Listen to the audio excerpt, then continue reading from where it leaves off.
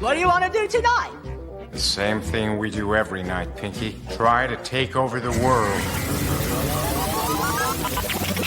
All right, yo, let's get into it. Try to take over the world.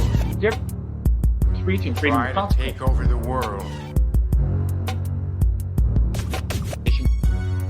And greatest chaplain in the world, Mr. Lance Try to O'Neill. take over the world.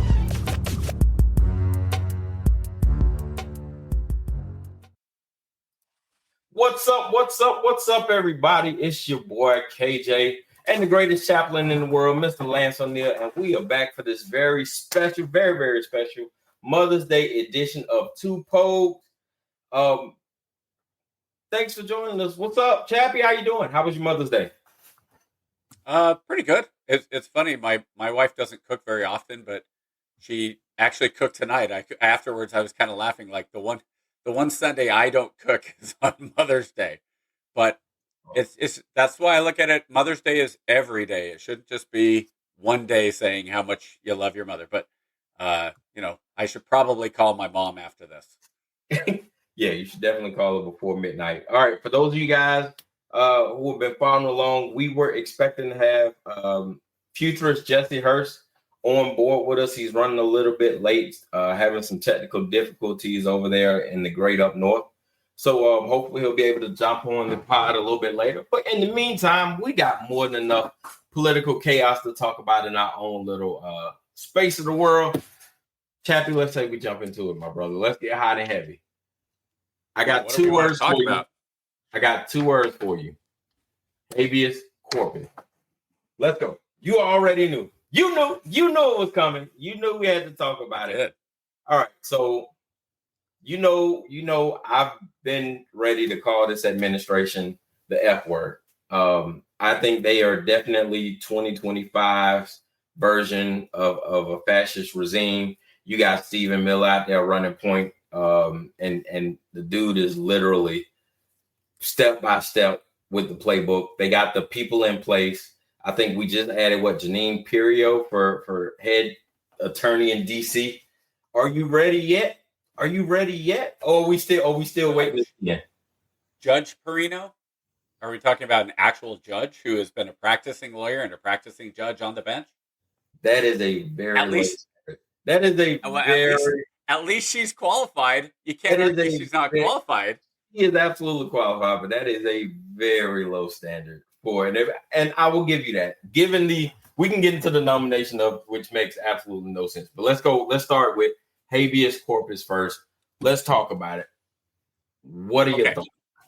Well, first, if you don't know what habeas corpus is, it's basically that anybody who is arrested or for whatever necessary reason has the right to demand habeas corpus, which is to be physically present in front of a judge. Okay. So one of the big issues right now is people getting deported and claiming, well, now they want habeas corpus. They want to be in front of the judge before they are sent out of the country. And so then the question becomes, well, is habeas corpus protected constitutionally? The answer is mostly, because the legislature can, in fact, suspend habeas corpus under the Constitution. It has been suspended as well previously. Now, it's been a while. I know Abraham Lincoln suspended habeas corpus during the Civil War.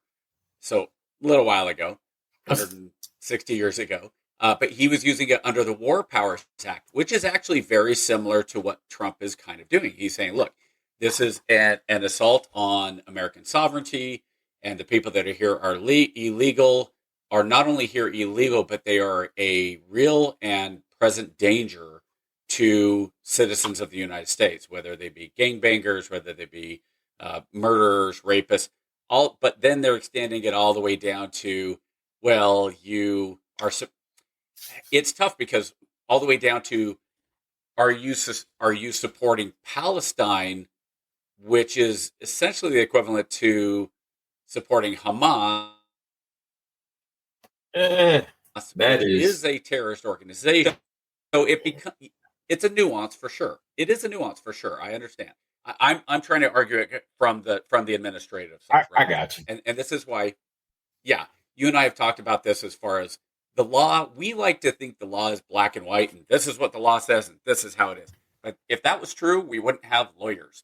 So if the legislature would just do a better job of saying this is what the law is and write it constitutionally to begin with, we wouldn't have these issues. So as far as habeas corpus goes, I will tell you firsthand my experience with habeas corpus was being a guard in Guantanamo from '02 to '03. So I was down there for about 8 months, 9 months. I'd like to consider myself that I was one of the good guards, meaning they were they were detainees. I was a guard. I didn't go out of my way to harass them or do anything to them to make their lives any worse than it was. I was like, hey, they're still human beings as much, even though they're the most dangerous people in the world, which I think was definitely an exaggeration for many of them, considering how many were released afterwards. But one of the guys who was down there was funding for Al Qaeda. He was a middleman, and so he was basically money laundering and providing funds. And so he the whole time, oh no, I'm not. I wasn't that. I'm here by mistake. I was just caught up. Oh no. And he was kind of banking on, and I had a conversation with this guy. He had good English, and I had a conversation with him. And when it turned out, so what eventually happened was the lawyers basically said, dude, it's been ruled that since you're in Guantanamo, you're going to be tried as a foreign national. You don't have the rights under the U.S. Constitution because you are not in the United States. Guantanamo Bay is not technically the United States. And suddenly he started saying, well, what can I tell you guys to help my case? And they said, tell us what you know. And suddenly he started singing like a little songbird, right? So, yeah. So the part of it for me is tough because I get both sides. You'll have people, you included, I believe, who say, if you are here illegally, and even if you're a gang member, you have to have the right of habeas corpus. You have to be in front of a judge and all that. My problem is, for a lot of these detainees, I'm sorry, not detainees, a lot of these people that are in the country illegally, it's already gone through the judge. The judge has already written orders that say you're out. Then ICE comes in and grabs them. Well, now, if they've already had their trial, or their hearing, I should say, and the judge has already signed off on the deportation order, but they didn't appear, do they still have the right to habeas corpus? I think that's one of the nuances of this, is a judge signing up. In that case, and it's not all. Yeah, in that case, that's cut and dry. You had an opportunity to see the judge. You chose not to take that opportunity. Then, in my opinion, you got to go. Where I have an issue with is where we're literally snatching and grabbing people off of the street, sending them to Venezuela, and then being like, "Hey, my bad." Right?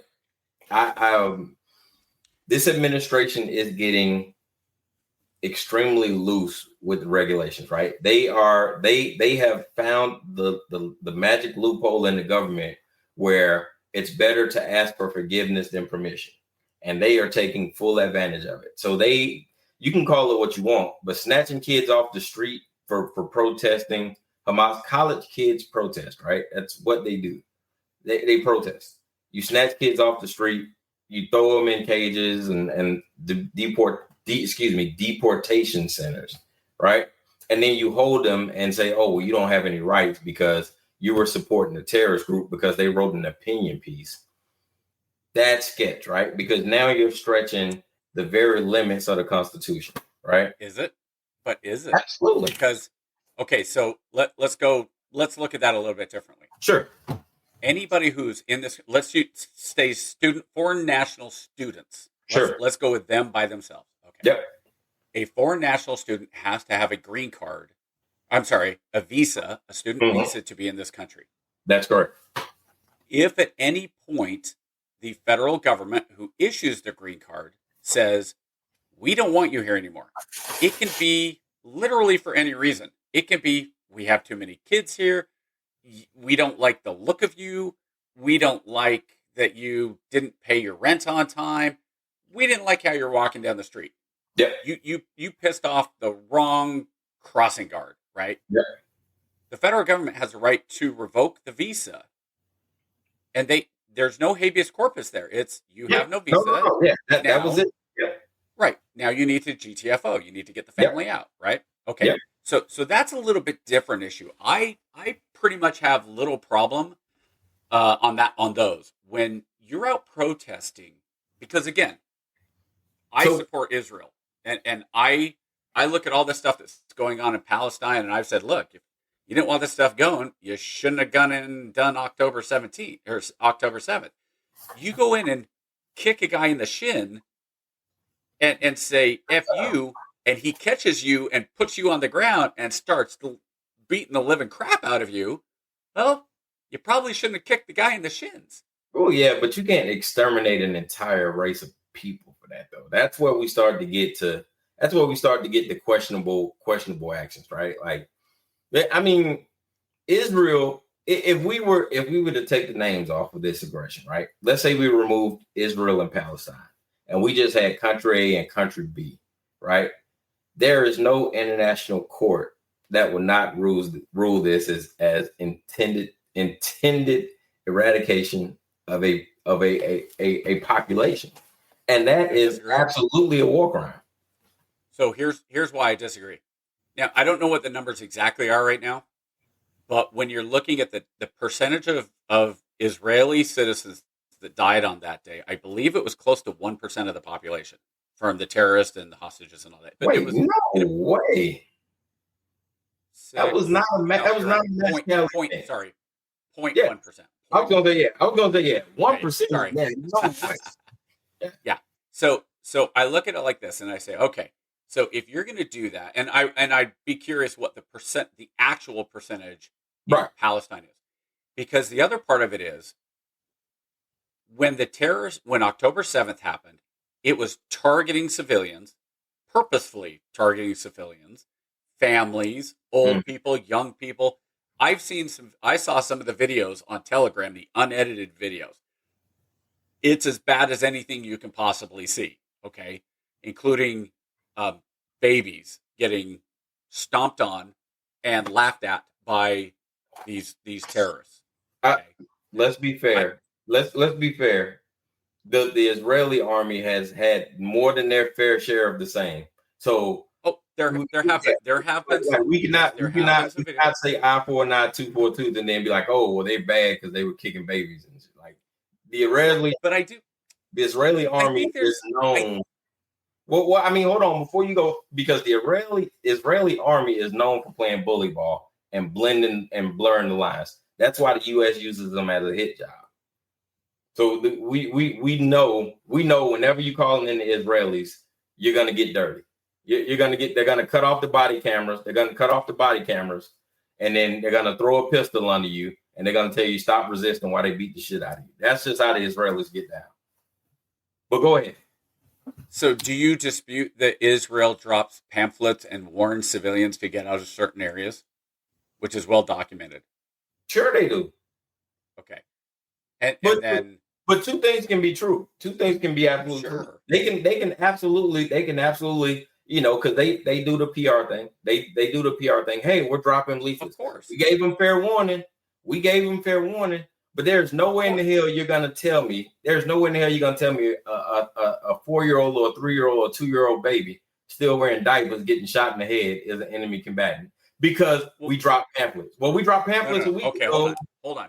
First of all, I agree that's any time that is a situation is horrible.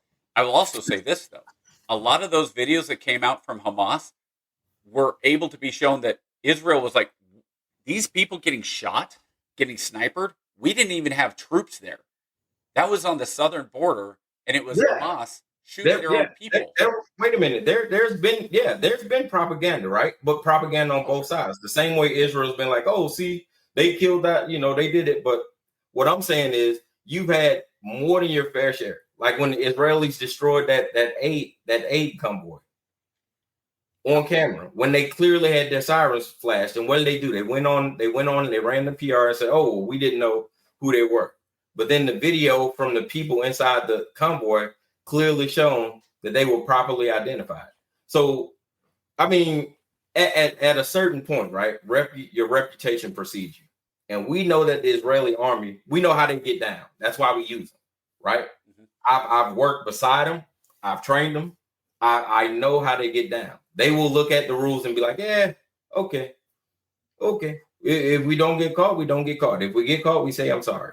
Hey, man, listen, I'm going to give you the rules, and you do what you want to do from there. And that's how they play. Even in training, they will roughen dudes up. And it was a training event. So I can only imagine what they're like with no cameras around and the hinges off and there's the handcuffs off, so to speak. So yeah. Okay, KJ. So let's make this personal then. Sure. You are out on the street and 5 or 6 guys come up, walking up around you, and they start harassing you. Mm-hmm. And they start, throwing stuff at you and kicking you, and you're just kind of doing everything you can. And they're hitting you and smacking you. And then finally you snap and you beat the crap out of all 6 of them, right? Sure.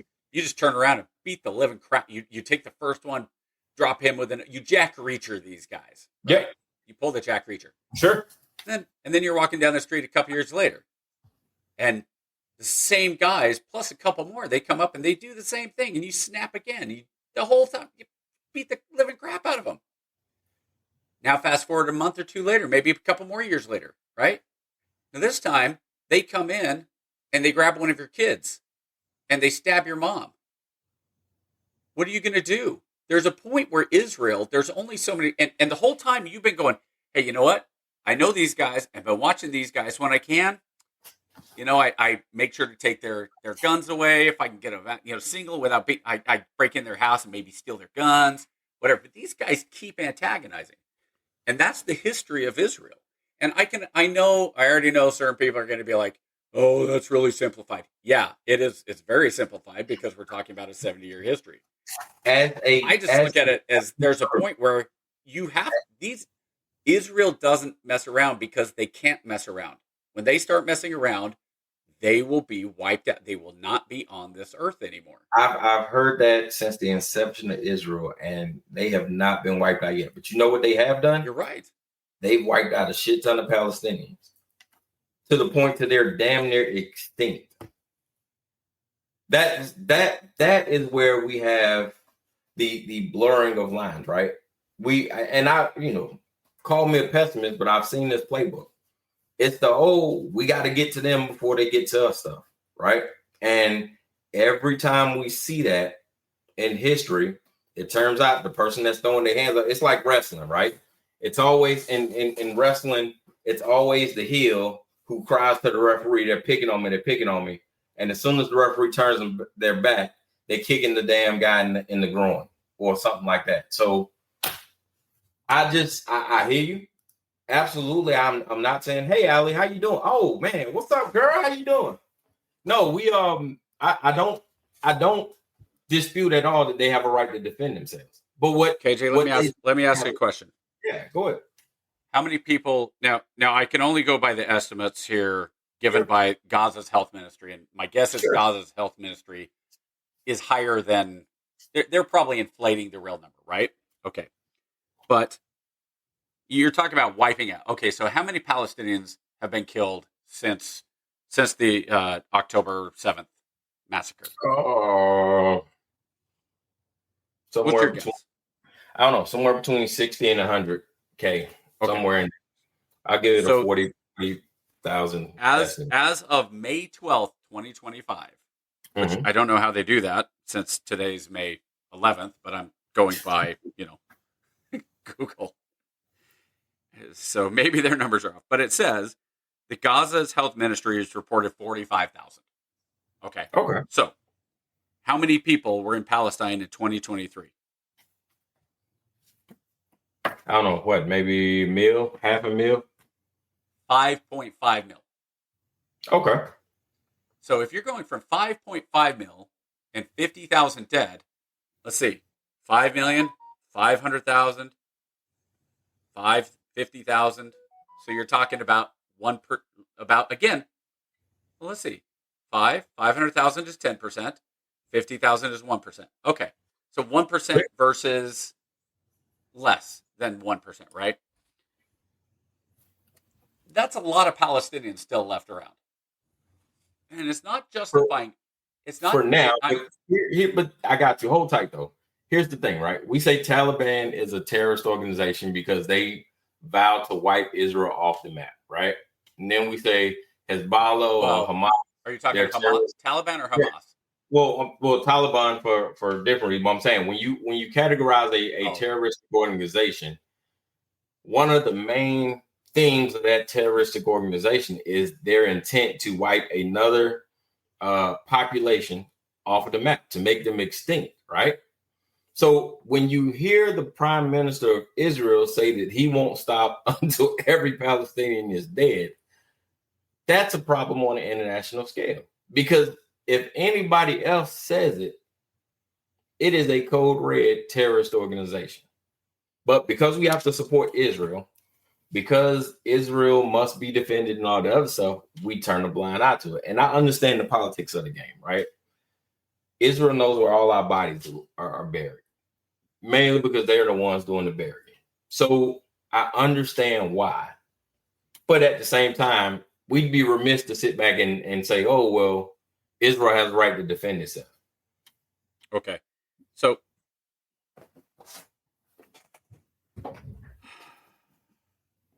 I think what you're referring to is this. Netanyahu says Israel's goal is to wipe out all possibility of a Palestinian state. That's very different than wiping out all Palestinians. Fair? Because here's the other thing. For that statement, sure. Well, and that's the problem is when we you said that, hey, whose words, and right with sure. Trump and all that. Sure. So you're talking about Israel with 10 million people, Palestine with 5.5 million people, and you go, well, that's not really a fair fight. Except Israel is on its own, outside of really being the United States has definitely taken care of Israel. Got it.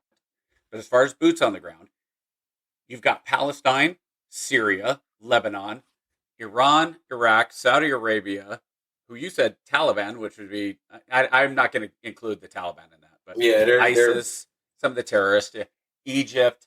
So around Israel, you've got nobody that's friendly. Like that's one of the things that really blew me away about Trump's first 45 is I think it was the Abraham Accords is what they were calling it.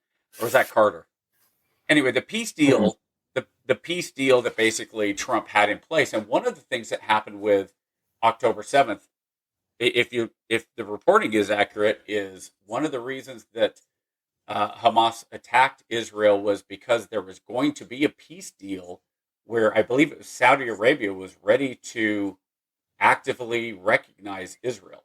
And so part of that was to shut down that recognition.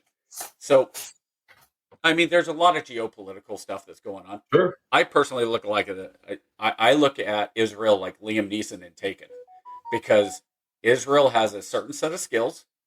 You came in and you took its citizens, and they still, don't forget, there's still dozens of hostages that are in custody by Palestine and by Hamas. So I don't have a lot of, I have sympathy for any non-combative that gets killed in any situation. You and I remember we talked about this a while ago, and you said that Hamas was not voted on by, it was kind of like they had to vote for Hamas. I mean, the rules are the rules. I to be honest with you, Hamas and Israel is like low on the priority poll. If Hamas didn't want to be attacked, they shouldn't have left. They should have left Israel alone. However, Israel cannot just go around, just because I believe this is mine, I'm just going to be the bully in the block, and then claim, well, we have to take them out before they take us out. That's bullshit. We know that. You know that. Every sensible person knows that. But that's just how the world works, man. Well, I mean, you got the 3 million power backing you, it's kind of like get down and lay down. But at the same time, Israel has done a lot of stuff where they've even held their own people accountable, maybe not as much as they should have, for going in, setting up illegal settlements and all that too. So. Yeah, you talking about Netanyahu? I'm talking about over about the last decade. Oh, There have been some efforts. Like you mm, said, not as much as they should have. I was gonna say, yeah, your boy Netanyahu is not. That's like saying Putin's trying to broker a peace deal. It's funny you just said that though, because I was actually thinking like Netanyahu is very much like Putin in the sense that he remembers what it's like to fight on the front lines, and so that definitely colors his perception of everybody in the region. Yeah, Speaking of which, let's go to the next one. let's go. I think that's an interest with Putin. What do you think about Europe? To me, finally, really stepping up to the plate and standing up to Putin and basically giving him an ultimatum that by tomorrow, if Putin doesn't agree to an immediate ceasefire, they're going to slap sanctions on them. I don't know where this has been, but bravo! It's only taken 11 years since the first time Russia came in and took that land in Ukraine. Like, yeah, when he took Crimea, they should have done it. I'm sitting back like, Yeah, I'm like, what are you waiting 2014. on? But see, again, too, it's another thing where that's why I say I'm not anti-Trump, and I've said it. Yes, you are. Come on. Yeah, Yes, you are. no. I've said it till I've turned blue in the face. I recognize Trump for who he is and what he is, and he is a product of the union, right? I am more concerned about the people, and I told you that during the election cycle. It's not so much Trump because I can deal with one, but when you fill your administration full of people who are people full of ill intent, that's when I have a problem. And just like the sky is blue, it's almost prophetic, but that's a different story. So what I'm saying is when Putin annexed Crimea, right? They had an opportunity to stop it.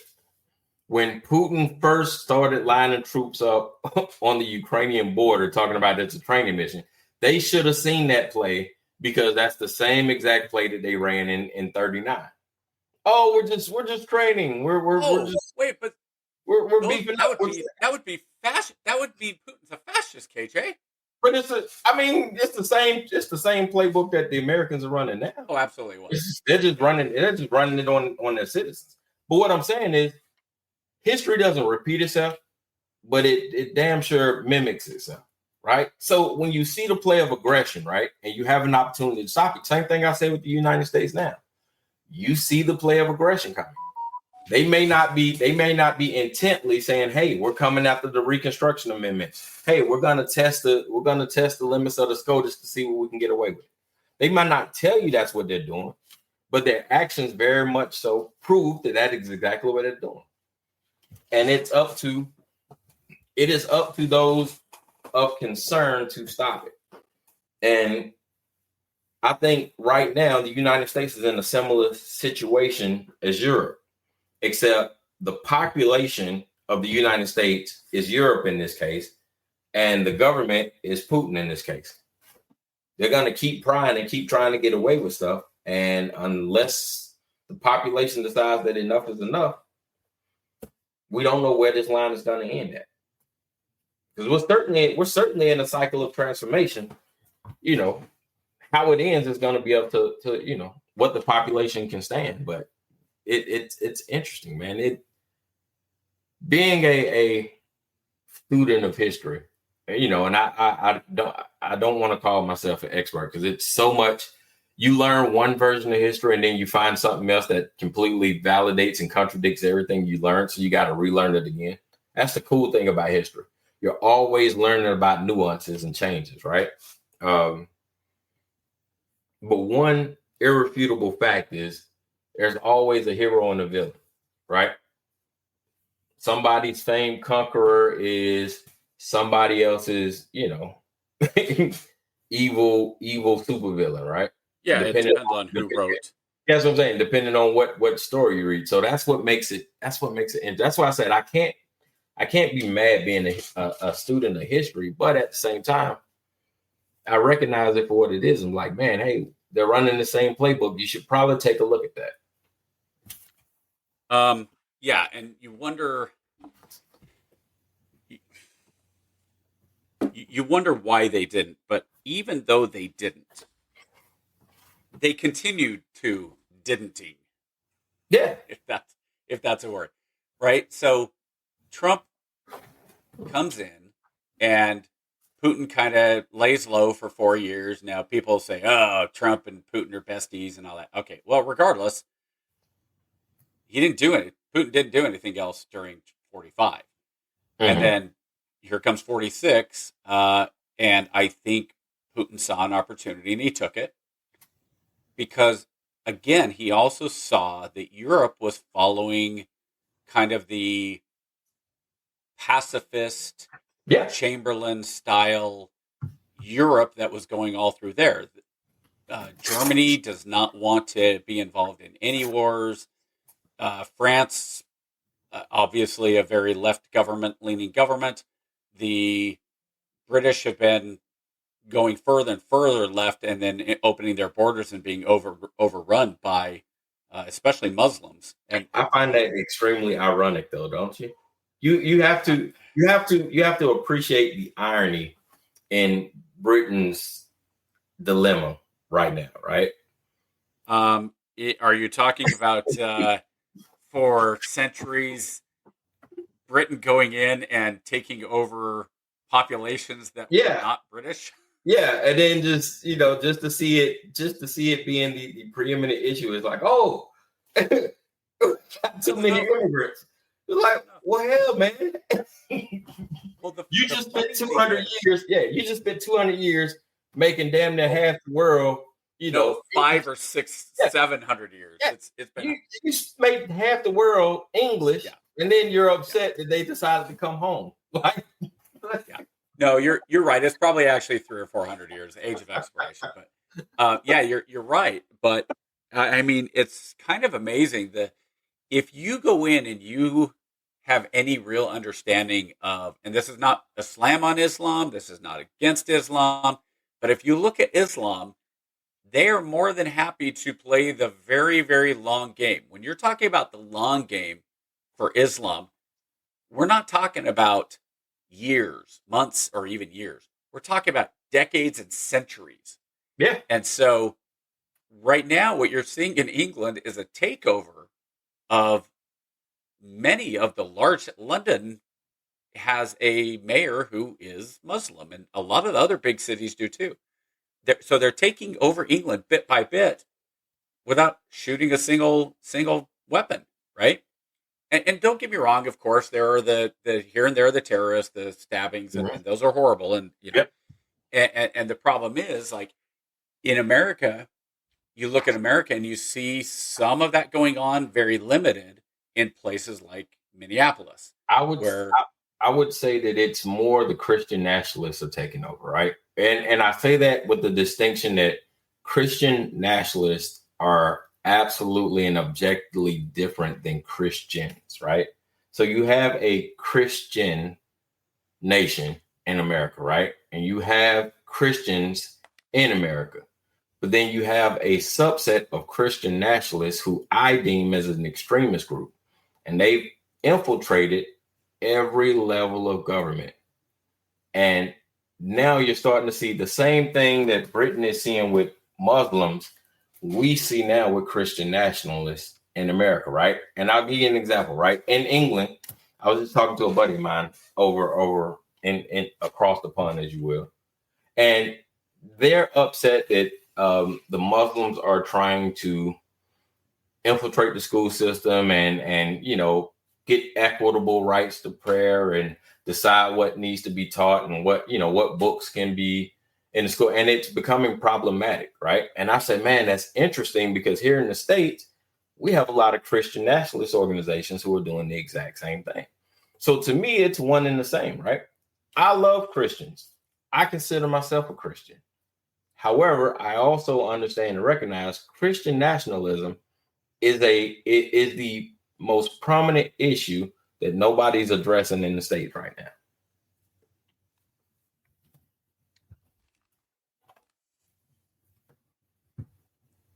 I don't want to discount your concern. It's hard, right? Right. But I will say this. and this goes the difference of viewpoint, right? You're coming at it from the blue side, and I'm coming at it from the red side. Sure. You're looking at it saying, I'm just going to say Democrat, so it's easier. Or Sure. let's just say with blue and red, right? You're good. As a Blue and red. yeah. So as a blue, you're looking at these Christian nationalists coming in and trying to take over government and do those things. As a red, I've seen that happening and has happened, and well-established entrenchment by what I would call, and what Trump calls, and I wouldn't call it that until Trump, but the deep state, that's what it is. It's those leftists and socialists and those who are more than happy to become part of the New World Order, who think that we are all part of the community of the world, that humanism is more important than any religion, all the stuff that goes against the Judeo-Christian foundations of this country. Now, people forget one of the things about the Judeo-Christian founding of this country was that we don't have a national religion. There is no single religion endorsed by the United States and never will. That's the First Amendment to the Constitution. That's how important they thought it was. Yeah. It'll never happen because, I shouldn't say it'll never happen. I think it's more likely, honestly, the way things go, I think it's more likely that Islam or Mormonism becomes the national, because we're the only two groups that continue to have babies at a rate that is well above replacement level, right? Yeah. So, I'm not overly worried about either of those. But I think most people would probably feel a little more comfortable with LDS versus Islam. Because, anyway, without going into the whole religious side of it. But I think that when you're talking about these things, because this goes back to what we were talking about, Islam versus Judaism in Israel and Palestine. You're always, it's strange that you're going to have this conflict because, like, realistically, most Christians would say, biblically, it says you should be peacekeepers. You should be peacemakers. You should turn the other cheek. You should do those things. And then you have people on the far right that are Christian nationals that say, well, yeah, Jesus said to turn your cheek the other time. And if somebody smacks you on the cheek, turn, how many times? It's 7 times 70. Well, we've been smacked on the cheek more than 70 times, 70 times. So now it's time to go in like the temple and flip over the table in the temple and go crazy like Jesus did. Okay. Meanwhile, you have people on the left go, Jesus was bisexual. Don't you guys know? Jesus didn't actually have gender. So it's the ridiculousness of, like, you guys just read what the Bible, if you're going to make the argument of what the Bible says, you should probably know what the Bible says, and B, use it in context. And that's a big problem. Most people don't use it in context, or they leave things out. And they do that with quotes too. Like, not biblical quotes necessarily, but those as well. But, like, I remember one, the customer is never wrong, right? Well, the full quote is, the customer is never wrong. The customer is never wrong in terms of taste, I think is the full quote. Which means, the customer's never wrong. If they say they want a pink flamingo fluffy outside their door, they're not wrong because that's their taste, right? Another one was, what is it? When you copy somebody, is the sincerest form of flattery. Oh yeah, what was it? Imitation is the sincerest form of flattery. Yeah, but there's more to it. They don't continue to quote. Yeah. Yeah. Imitation is the clearest form of flattery when it comes to the mediocre. Yeah. Reaching for greatness or something like that. It's like, yeah, you suck, and so you're trying to copy somebody who's awesome, but you suck, so you can't reach. My favorite one is the Constitution is the founding document, the principal document of this nation, and I've read it cover to cover, and I keep it close to my heart because this is how much it means to me. But they don't know anything in the Constitution. That is my favorite so far, but at least it's yours. Okay, let's be fair. The Constitution is not the easiest read. B, you have lawyers, you have judges, and you have Supreme Court justices who argue what the Constitution says. So, like, for me, that's kind of when I go back, and again, perception is reality. So I read certain things and I go, well, of course Alito's right. That's exactly what it says. And somebody else goes, especially when they lose. Like if it's Clarence Thomas and Alito, and they're going, hey, we're over here, and the other 7 are over there. I can go, well, clearly, yeah. I mean, it's Thomas and Alito. But that's my worldview. Is yeah, I agree with them out of my worldview. So of course I'm going to be more partial to them. But I can't really argue that the other 7 are idiots. You know, I think the dissents generally, to me, the dissents are honestly better reading Listen, than the majority stuff. I have been pleasantly surprised with SCOTUS this season. Like I told you, but see, I told you before, I said I am going to be, I knew going in, I said Trump 2.0 is going to test the limits of SCOTUS. And I was especially, and I remember telling you specifically, I have to watch Clarence because he is such an originalist. I have to see how much he's going to let POTUS get away with. Him and Alito are hilarious. Have you been reading the judgments and like the commentary from the justice? Yeah.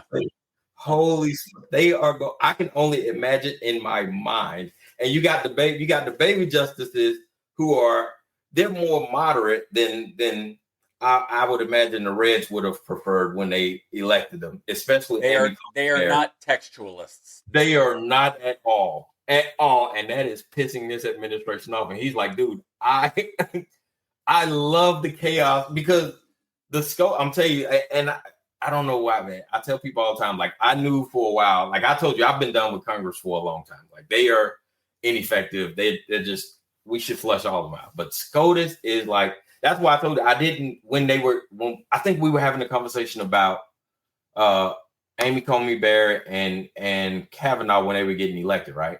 And a lot of people on the left was in an uproar about this, that, and that. And I was like, hold on. I was like, if you go back and you look at the way they've ruled, this may not be as bad as you think. And everybody, I remember I got destroyed. I remember for like 2 weeks straight, I got destroyed, right? Bootlicker, this, that, and the other.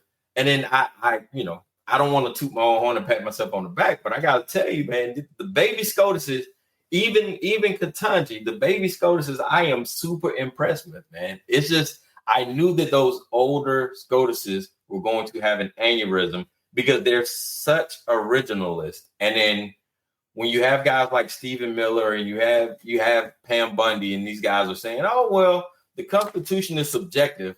I can just see the vein in Clarence Thomas's neck bulging like what? It's so Alito even had to come out and I think he was doing an interview. Was it last week or week before last? He did an interview where he sat back and said, listen, judges rule, and that's the Supreme Court. We rule based on the Constitution.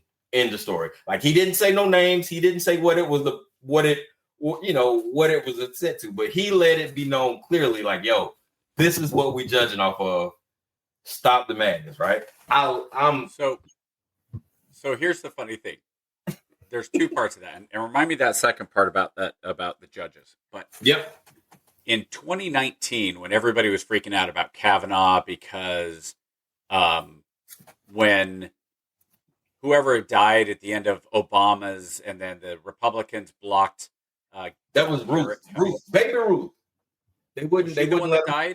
Yeah, they wouldn't let her feel Ruth Ginsburg. I don't remember who it was. No. That was 2019 because it was in 2015 somebody else passed and that's when it got blocked, and then Trump went with whoever the first one was. But RGB, remember, they were all talking about her. Oh, you might be right. They were talking about her retiring. You might be right. Yeah. It was Ruth. You're right. So the Republicans blocked it, right? And then in 2019, before Trump was out, somebody died and the Democrats weren't able to block it, right? Okay. Mm-hmm. So one of the things for me was I said, well, look, I'm more than happy for Trump to get this and put it in. And everybody's like, oh, they're going to have a Republican and majority, blah, blah, blah. And I said, you guys, I don't think you understand. Like if you put textualists in there or conservatives in there, they're going to limit Trump's power. Like that's what traditionalists are going to do. And so that's the funny thing is how many times now have we seen where this administration is pushing the boundaries? And I don't blame them for pushing the boundaries. And then SCOTUS is doing their job of saying, no, that's too far. Now, here's the other thing that this is one of my bigger problems with what you said it was Alito that said it? Yeah, that was Alito. Okay. So what did he say? Because I want to know the quote before I put I'll see if I can go get it. Hmm? Okay, because words matter, and the way you said that, there's there's something I want to say, but I want to make sure it was the right quote because I would hate to have the wrong quote here. Cool. Give me a sec. I think I can get it up. Yeah, no problem. Luckily, it's just Allie. So, hi, Allie. I didn't say hi earlier. Maybe Allie's not even on anymore. Who knows? Maybe she's just got in the background with them. That's great. Oh, Where's that in Liberty, by the way? They pop in usually a little bit later. A little bit later. I can't find it.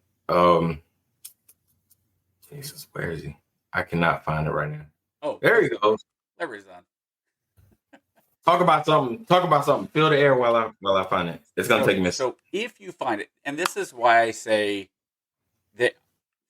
Okay. The judicial. Let's go back to Saturday morning cartoons and the Schoolhouse Rock. There are 3 branches of government. There is the legislative, which makes the laws. There's the judicial, which interprets the laws, whether they're constitutional or not. And then there's the executive, which is supposed to enforce the laws. And it was never the intent of the framers that I can find that the intent was that the judicial was the end-all, be-all, and whatever the judicial said, that was just it. And they trump the other 2. And that's where we're at, I think, 206 years later, where the judicial has, especially the Supreme Court, has, I think, way more power than the framers meant them to have. I think it was supposed to be much more equal. And you can say, well, they don't really have that much power. But when you have a federal judge in, let's just say let's say New Mexico, right? And New Mexico judge says, I don't like what the administration is doing. And we've had this argument, but I'm going to sign an injunction that limits what the president of the United States can do when it comes to border security or when it comes to ejecting people from this country or whatever it is, right? And so, again, this falls back to a large degree to the legislature not doing their jobs. It also comes down to what you and I and Greg Easterbrook were talking about a few weeks ago. If the executive branch basically says to the judicial, even the Supreme Court, and I understand the constitutional crisis and all that, right?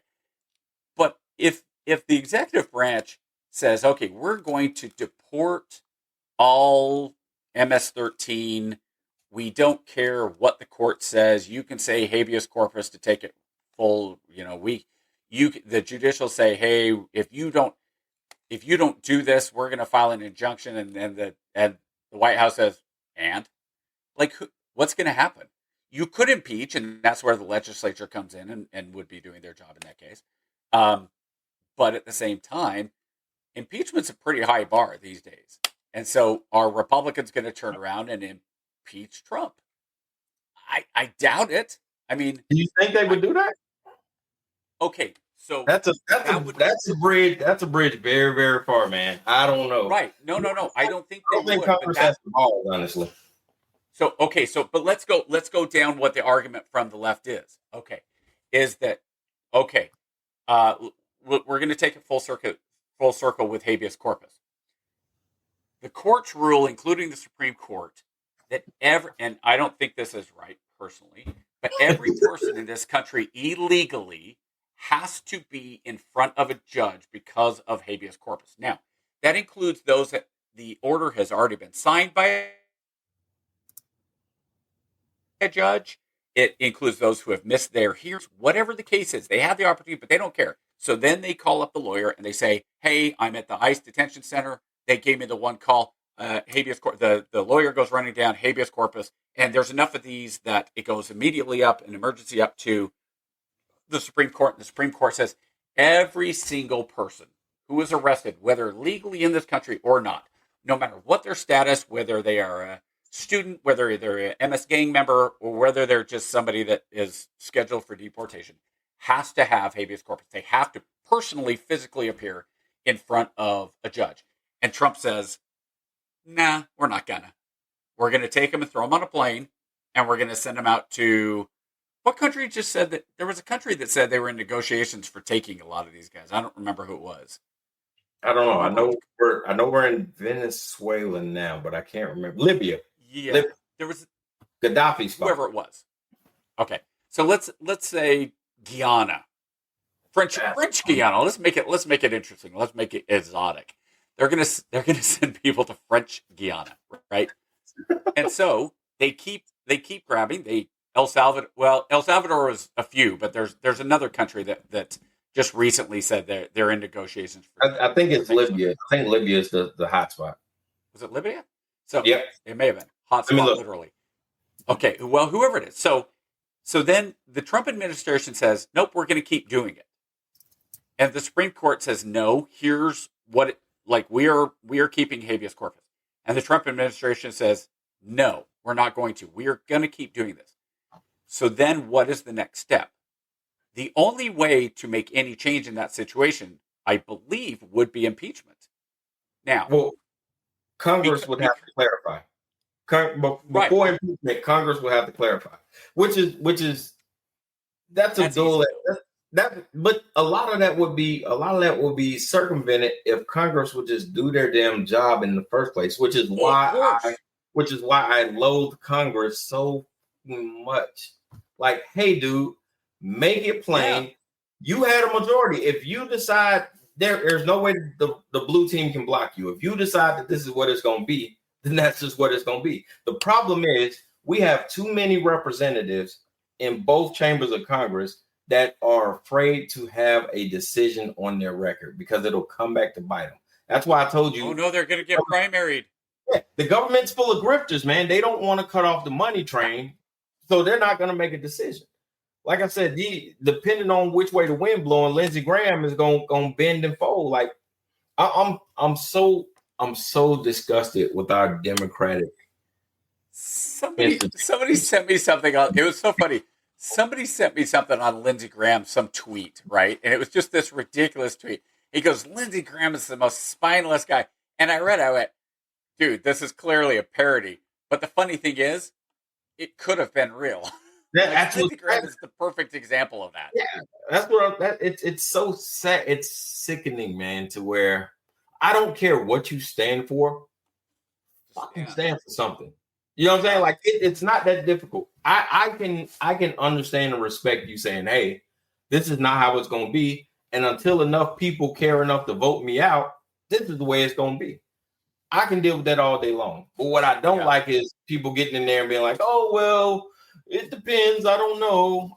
It bothers. That's why we talked about what was that? Senator Murkowski a week ago. Murkowski out of Alaska a couple of weeks ago. Well, we're too scared to make a decision because there's a lot of money involved, and we're going to get primary. We're getting threatened. Yeah. With what? You're getting threatened with being primaried? Gasp. Yeah. You're getting threatened with somebody exercising their democratic right. Like so. Yeah, and so like you have it on both sides. Honestly, I do think Democrats do a better job of when a push comes to shove, whipping their caucuses and passing what they want to pass.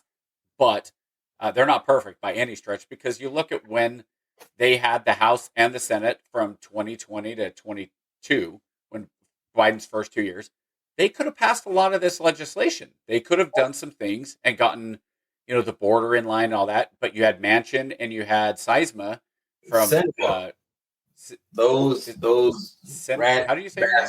Cinema, Christian cinema. Yes, and then she of course, like Cinema, she was. It blew me away. It's like I expected her to be this goofy Green Party lefty, out in the woods type guy, and instead she was like No, look, I am a absolute liberal. That said, there are still certain parts of the government that the government needs to do things the right way, and I don't think they're doing the right way. Now, there's also the plus. I need my pound of flesh. Thank The you. Bob, Yeah, I was gonna the say. Yeah, Bob I was gonna say Menendez. that. She was open to the hype. Shit, I think she was trying to run as an Yeah, independent and she did. Yeah, last. but you look at but at the same time you look at Fetterman, who legitimately has brain damage, and the Democrats dragged We him across knew, the yeah, line. but we knew that beforehand. Remember, and we talked about how that was going to come back to bite him in the ass because Oh, of course. Well, there's one issue with Fetterman. Fetterman's like, look, if you're going to come in and you're a Palestinian lover and you're supporting Hamas and the people that are on these campuses, you need to GTFO. So F you guys, I'm with Israel. And suddenly he was like, oh, Fetterman doesn't take his medication. He's no, not doing his. the And reason so it's a why hit piece. the reason why is because before Trump got elected, Fetterman was quiet as a church mouse pissing on cotton. He's another grifter who's just trying to kiss the ring of who's in power. I don't Dude, think Fetterman has. I don't think Fetterman hasn't. I don't think Fetterman had any pull. Honestly, I think if that's part of it. what I'm saying is if Harris had won the election, right, and the country was trending blue, you would not hear a word from Fetterman. You would, and that's what pisses me off about him. This isn't an issue that you care about. This is an issue that gets you further along the line to protect your pockets. You're full of shit. You're a grifter. Maybe. Well, it's But then again, too, possible. he's going to get primaried, and I don't think he survives the primary. Like, I don't think he does. He should have survived the first one, but the Democratic machine just had to have. And I keep telling. Oh yeah, Tammany Hall absolutely won that for him. Just because you have a blue or red sticker beside your name does not mean you're true. That's just you have found the easiest path to get to the money. And once you get in there, your true colors come out. We've seen that from both parties. And maybe I'm naive, and maybe I do try to look at people best case scenario, and maybe I look at Fetterman and go, I hope he actually believes that Israel's in the right. And if he doesn't, no, I try to give benefit of the doubt to a Democrat. But again, I mean, I look at it's so ridiculous. Have you ever driven through West Virginia? You should see how many buildings have Senator Byrd's name on different buildings. The National Guard building up there and all that stuff. What's he say about Kevin? No, he was talking about I am conductor. Sure. Yeah. Oh, my favorite part of the whole just to side note, the whole thing with Barbie that cracks me up is when the feminist women were freaking out. It's like, oh, of course Ryan Gosling's the man who's in the movie is the one who gets nominated for an Oscar. And I'm like, he was the funniest part of the movie. Are you kidding?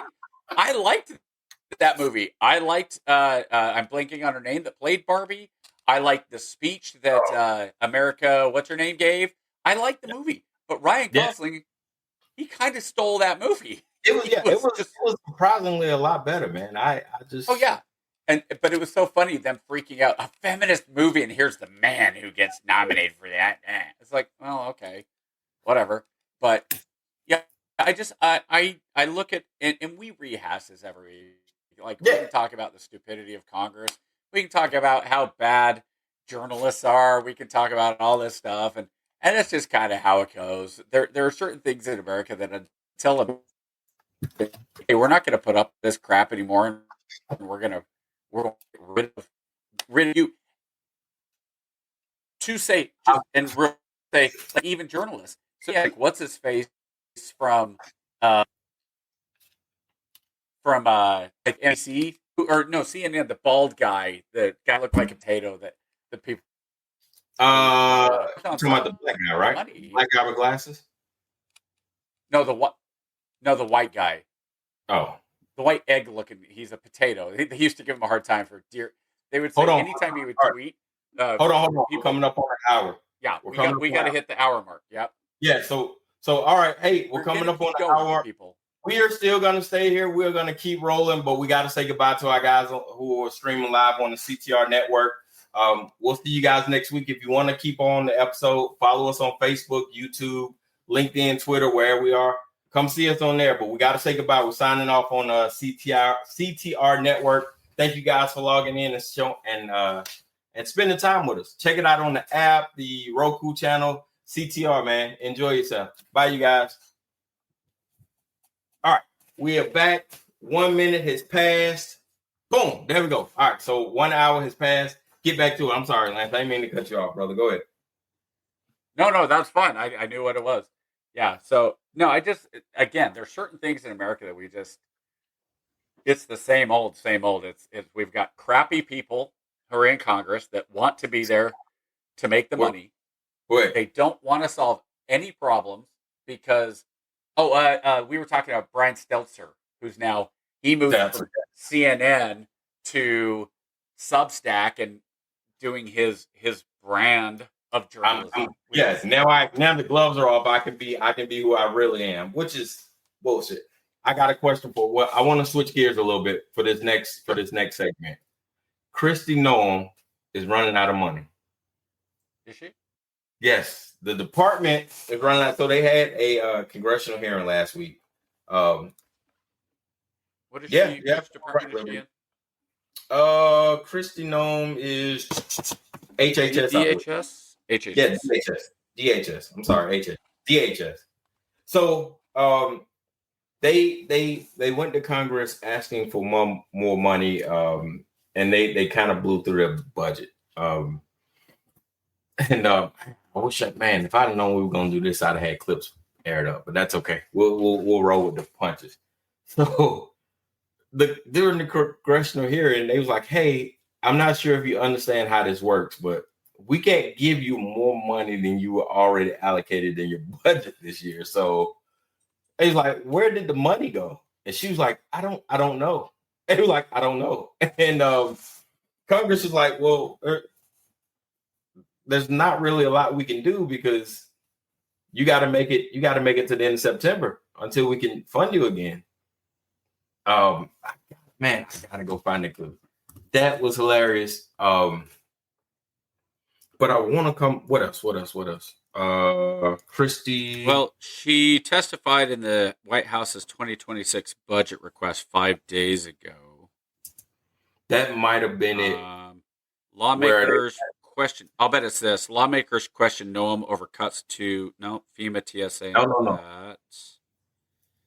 Grants testifies before Senate. DHS budget. It's got to be that. Funding partnership, but it doesn't really break it down. I gotta funding see. 2 days ago.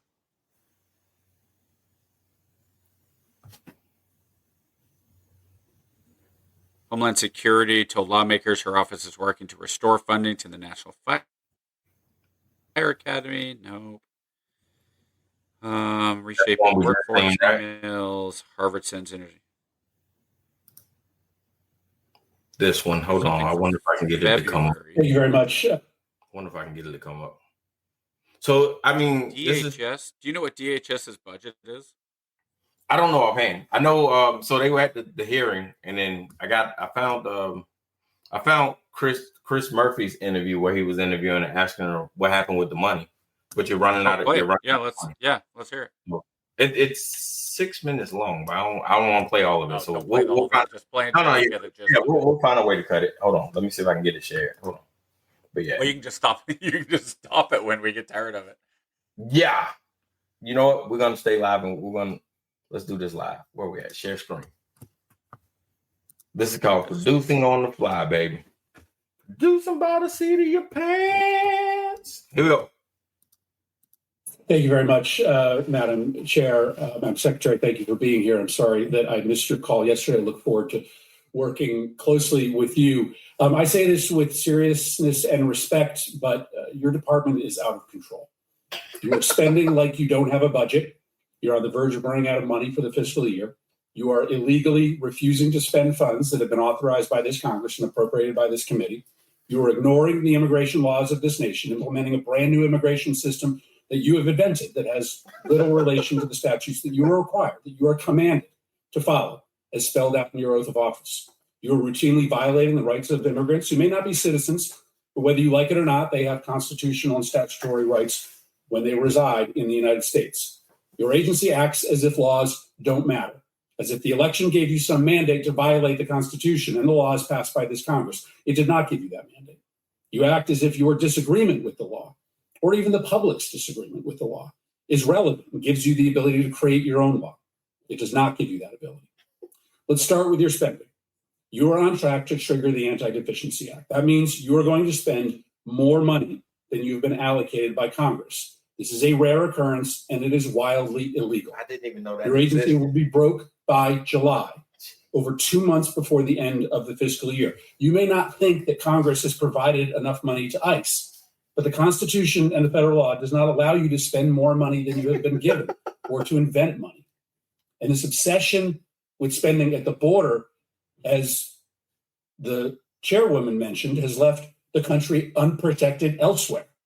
The security threats to the United States are higher, not lower, than before Trump came to office. To fund the border, you have illegally gutted spending for cybersecurity. As we speak, Russian and Chinese hackers are having a field day attacking our nation. You've withdrawn funds for disaster prevention. Storms are going to kill more people in this country because of your illegal withholding of these funds. That's jeez. Okay, here's my problem with this. Like, I know they don't, but at what point do they? Where's the question? You know what I mean? Like, if I was Noam and they both do it. Don't get me wrong, they both do it, right?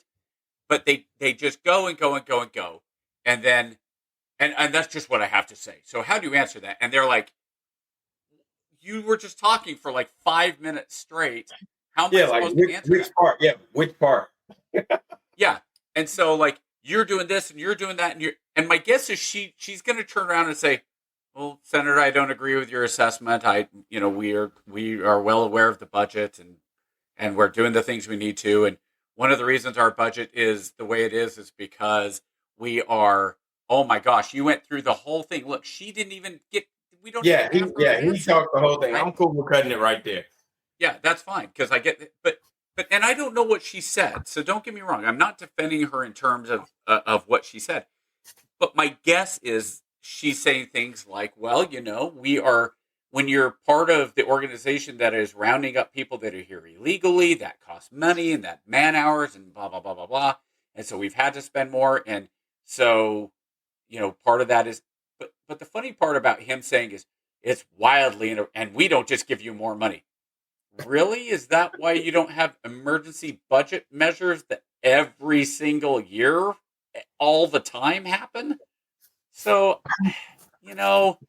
I don't know. Is her budget out of control? Yeah, maybe. I don't know. And if it is, okay, there needs to be something done. But at the same time, here would be my question. Like if I'm dude trying to actually get to an answer, right? I would say something if I'm Murphy and I'm giving him the benefit of the doubt that if he actually wants an answer, because he doesn't. Remember, he said, "I'm sorry you missed your call. I'll get with you later and we'll talk about this." Yeah, a lot of that was just for show, right? I want to all bark no bite. A senator right? that was grandstanding and spotlighting. But I will tell you, I like Murphy. Murphy is one of the few new Democrats who I might not always agree with them, but they give a shit. And I can take that as better a starting than Blumenthal. That's what I'm saying. I can take it as a starting point. Like if you care, that means we have a starting point, right? Yeah, no, you're right, Liberty. I don't think voters believe that, but voters are dumb, right? I'm gonna be honest. I don't care if it's controversial. An American, a citizen, they're ignorant for sure. Yeah, an American, a citizen is a smart, informed individual. Citizens are ignorant, and we've proven it time and time again. No matter the voting block, no matter the representation, you have citizens voting against their interest in every political cycle, right? And that's irrelevant. Yeah, that's irrelevant whether you're blue or red. You have this large block of constituents who blindly vote for colors like they're representing gang members instead of voting on issues. And that I think is really, really bad. Yeah, so Liberty, I agree with you. We've talked about this before, that I think one of the number one, if not the number one issue is the border. We've talked about how the trans issue came up. I think the trans issue was more just one of those shiny objects that was easy to kind of show how out of touch the Dems were. Because if you're a common sense person and you say girls' sports should be for girls, and you have the other side saying no, no, no, no, no, no, no, that's an easy win. And so I think that's why that became such a big deal, when realistically it's a minor issue that should be fixed pretty easily, and for the most part it has been. Did I show you the one where they said she's a third gender now? Did you see that one yet? Oh yeah, I saw that one. That was hilarious. Yeah. Well, what that was too, though, is she's talking to somebody else, and then the dude who is interviewing, that's not really him interviewing. It's one of no. Yeah, that was a cut in, but just listening to her talk about it is just, I think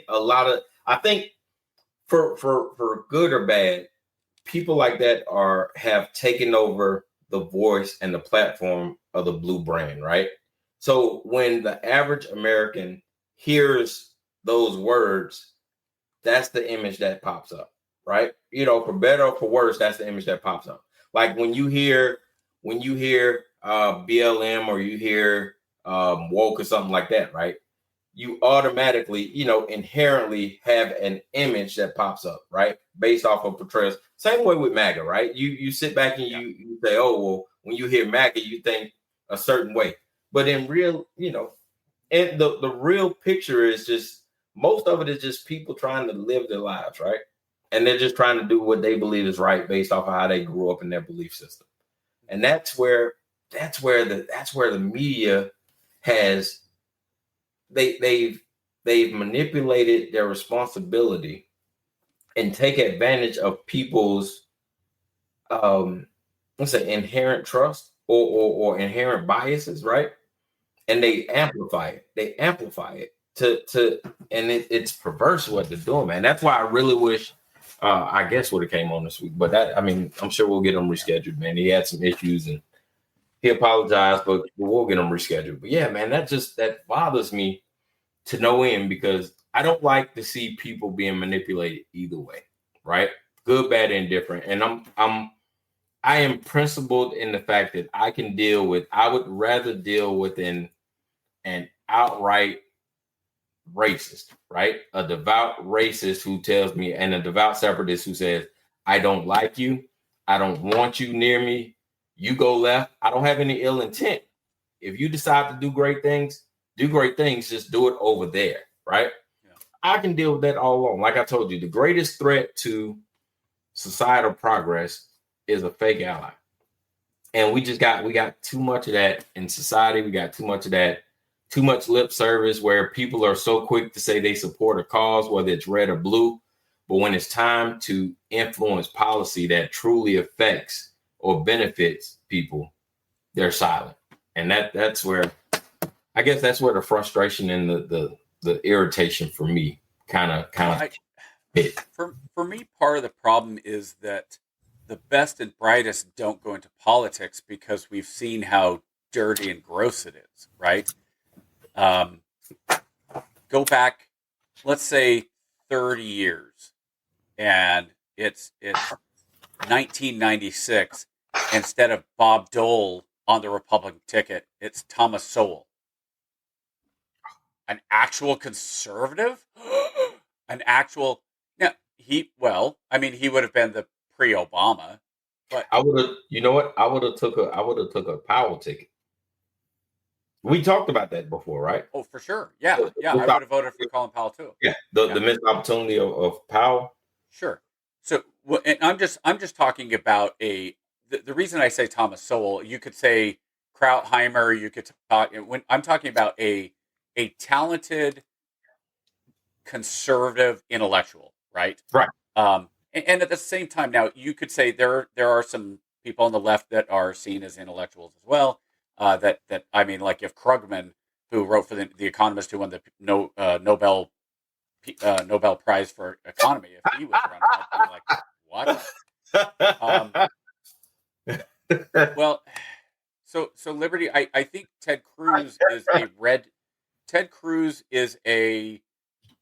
I like Ted Cruz too, but Ted Cruz is a red meat Republican. I don't think he's a. I don't necessarily think he is a conservative conservative stalwart. Like I take Mike Lee over Ted Cruz. That said, I originally thought Dan Crenshaw was going to be a really strong standard bearer for Republicans as a conservative, and he has not been that. He's starting to. He's turned into a grifter. Surprise. And they all do it. AOC, people who think AOC was going to be this, leftist, a somebody who stands up for the workers because she comes from a common background and she was just a bartender, so she's going to work for the common person. No, AOC, yeah, she's a cult of personality. Ted Cruz is to a degree. Crenshaw was trying to be. I mean, Trump for sure is. AOC is trying to take over Bernie's banner, right? I think Bernie has taken. And he's ready to hand it to her. And I think he's gonna pass the baton to AOC for this next wave, man. I can't tell you how many Republicans I see online and on X say, please let her be her and Crockett. They're like, please let that be the ticket. I will tell you, be fearful of Crockett. Nope. She has so many idiocracy moments. You can say she's smart, and she might be, but she has so many sound bites out there that are just ridiculous. Here's the problem you got with Crockett, and I love Jasmine. Jasmine is a fire starter. She's a firebrand. And if you stand in front of the camera long enough, you're bound to make a gaffe. See President Trump, see Margaret Taylor Greene, see pick a person, right? Jasmine Crockett is smart enough to move the masses, and she gives a shit, and she's real. You can sit back and say, yeah, I don't know, but I'm telling you, Crockett is the anti-Trump. She is to young Democrats what Trump was to moderate Republicans looking for a face in a movement. I would be more than AOC. Yeah, absolutely, because AOC is really because here. You have progressive fatigue, and that's the problem that the Democrats are going to have to face with. I believe they got progressive fatigue, right? Like, hey, man, we don't care. We don't care. Nothing you say right now is resonating, right? You talk about prices. We don't care. You talk about what I care about is, am I safe at the border, or am I perceived to be safe at the border? And do I, or can you govern from a position of strength? And I don't think the Democrats have picked that up yet, right? Like everything you hear from the Democrats is, oh, the only reason you say that is because you hate Trump. No matter who's the messenger from the Democratic Party, the only thing the average person on the street is hearing is, I hate Trump. Oh, we're doing this to stop Trump. And as long as the perception of your platform is you hate Trump, you're destined to fail. It doesn't matter what face you put in there. What are you for, not what you're against. Right. I think the red team would be exceptionally happy to have Jasmine Crockett stay in Texas and attack her from there. Because if she is allowed to gain momentum on a national stage, she could be problematic. I don't think so. And that's fine. I mean, that's just an opinion. I just don't think even now, if you say in 2040, maybe where you're talking about, no, I'm not saying like for a national president, like for a presidential contender. She's far from that right now. Oh, that's what I was saying. No. 28. If we're talking 28, I'm looking at the boy they passed over in Pennsylvania, Shapiro. Buttigieg is another one who has secretly held his own. I think he's going to have an issue because of the whole homophobia thing. I don't think so. I think he's going to run. You remember was it 2012, Scott Walker for Minnesota, who originally had a lot of buzz around him, and then his personality just fizzled because he really didn't have one. That's how I see Buttigieg. We'll see a lot of that's going to come down into the primaries. Like he's going to have to be battle tested in the primaries. Like you got even Brashear out of Kentucky is a name to be looking out for in 2028. Like I am. Who was it this week that came out and said, I like governors because governors have it might have been the former Republican Speaker of the House. He was on Bill Maher, and he said, I like governors because governors have experience in actually running states. They actually have the experience of doing some of these things, and the senators, and that they don't have that type of experience. Right. And so, if I do think, again, I think you're going to have, on the Republican side, you're going to have DeSantis 2.0. You're going to have, of course, J.D. Vance. I think Vivek, if he was smart, he actually would have run for governor of. Is he running for governor or Senate of Ohio? I think he was trying to run for a Senate seat. But what happened to smart? If he's smart, I think he would do better as a governor and get that governor time under your belt. I still think Abbott out of Texas is a great pick. I think Greg Easterbrook has said the governor of Rhode Island he really likes. He's brought up Gretchen Whitmer from Michigan. I don't see her. I don't see her surviving on the national stage, man. Like she's good. Okay. She's good regionally, but she reminds me of what's the boy out of California? Newsom. I don't think Newsom stands a chance. Like Newsom is the Democratic version of Ron DeSantis, right? Like he's pseudo popular, but like if you put him under fire, he folds like a wet blanket every time. I don't think. Well, and you see Newsom making the rounds of turning and trying to run to the. He's going to run because he's running to the middle right now. Yeah, he came out last month and said, "Well, obviously, boys shouldn't be playing in girls' sports." Yep. It's like, dude, that's not what you've been saying for the last 4 years. Like, do you know how easy it is to do that? As far as that goes, it's going to be. I think it's going to be really interesting because the Democrats, AOC, Crockett, some of those people, they're trying to go with the younger, but then they turn around and do something, to me, incredibly stupid, and name David Hogg as the vice chair of the Democratic Party. And it's like, really, that's who you think should be in the second in charge of the DNC? Listen, man. I mean, that kid, if that kid isn't just at a school shooting, and by the way, he was not really involved in the school shooting. From all reports, he was like on the other end of the school. He wasn't where the danger was. His life was never in danger. He got funded by some people that said, "Here's a young, good-looking, articulate guy." I was danger close. It counts. He could have got a. He could have got a catch. Yeah. Close enough. A mortar might have gone off if I was only because I was 150 yards away. A mortar might have hit me. So, yeah, right.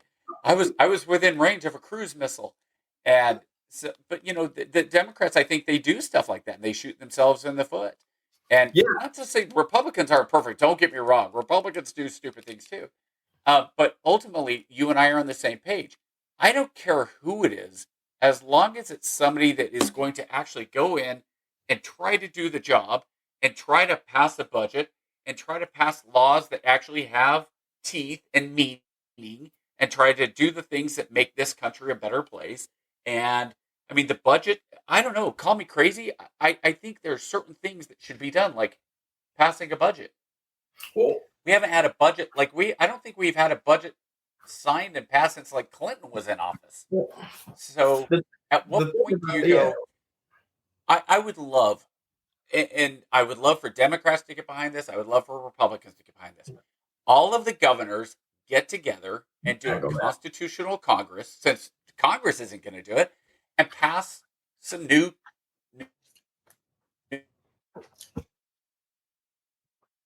constitutional amendments, federal term limits. The second being Congress shall pass no law from which they are exempt.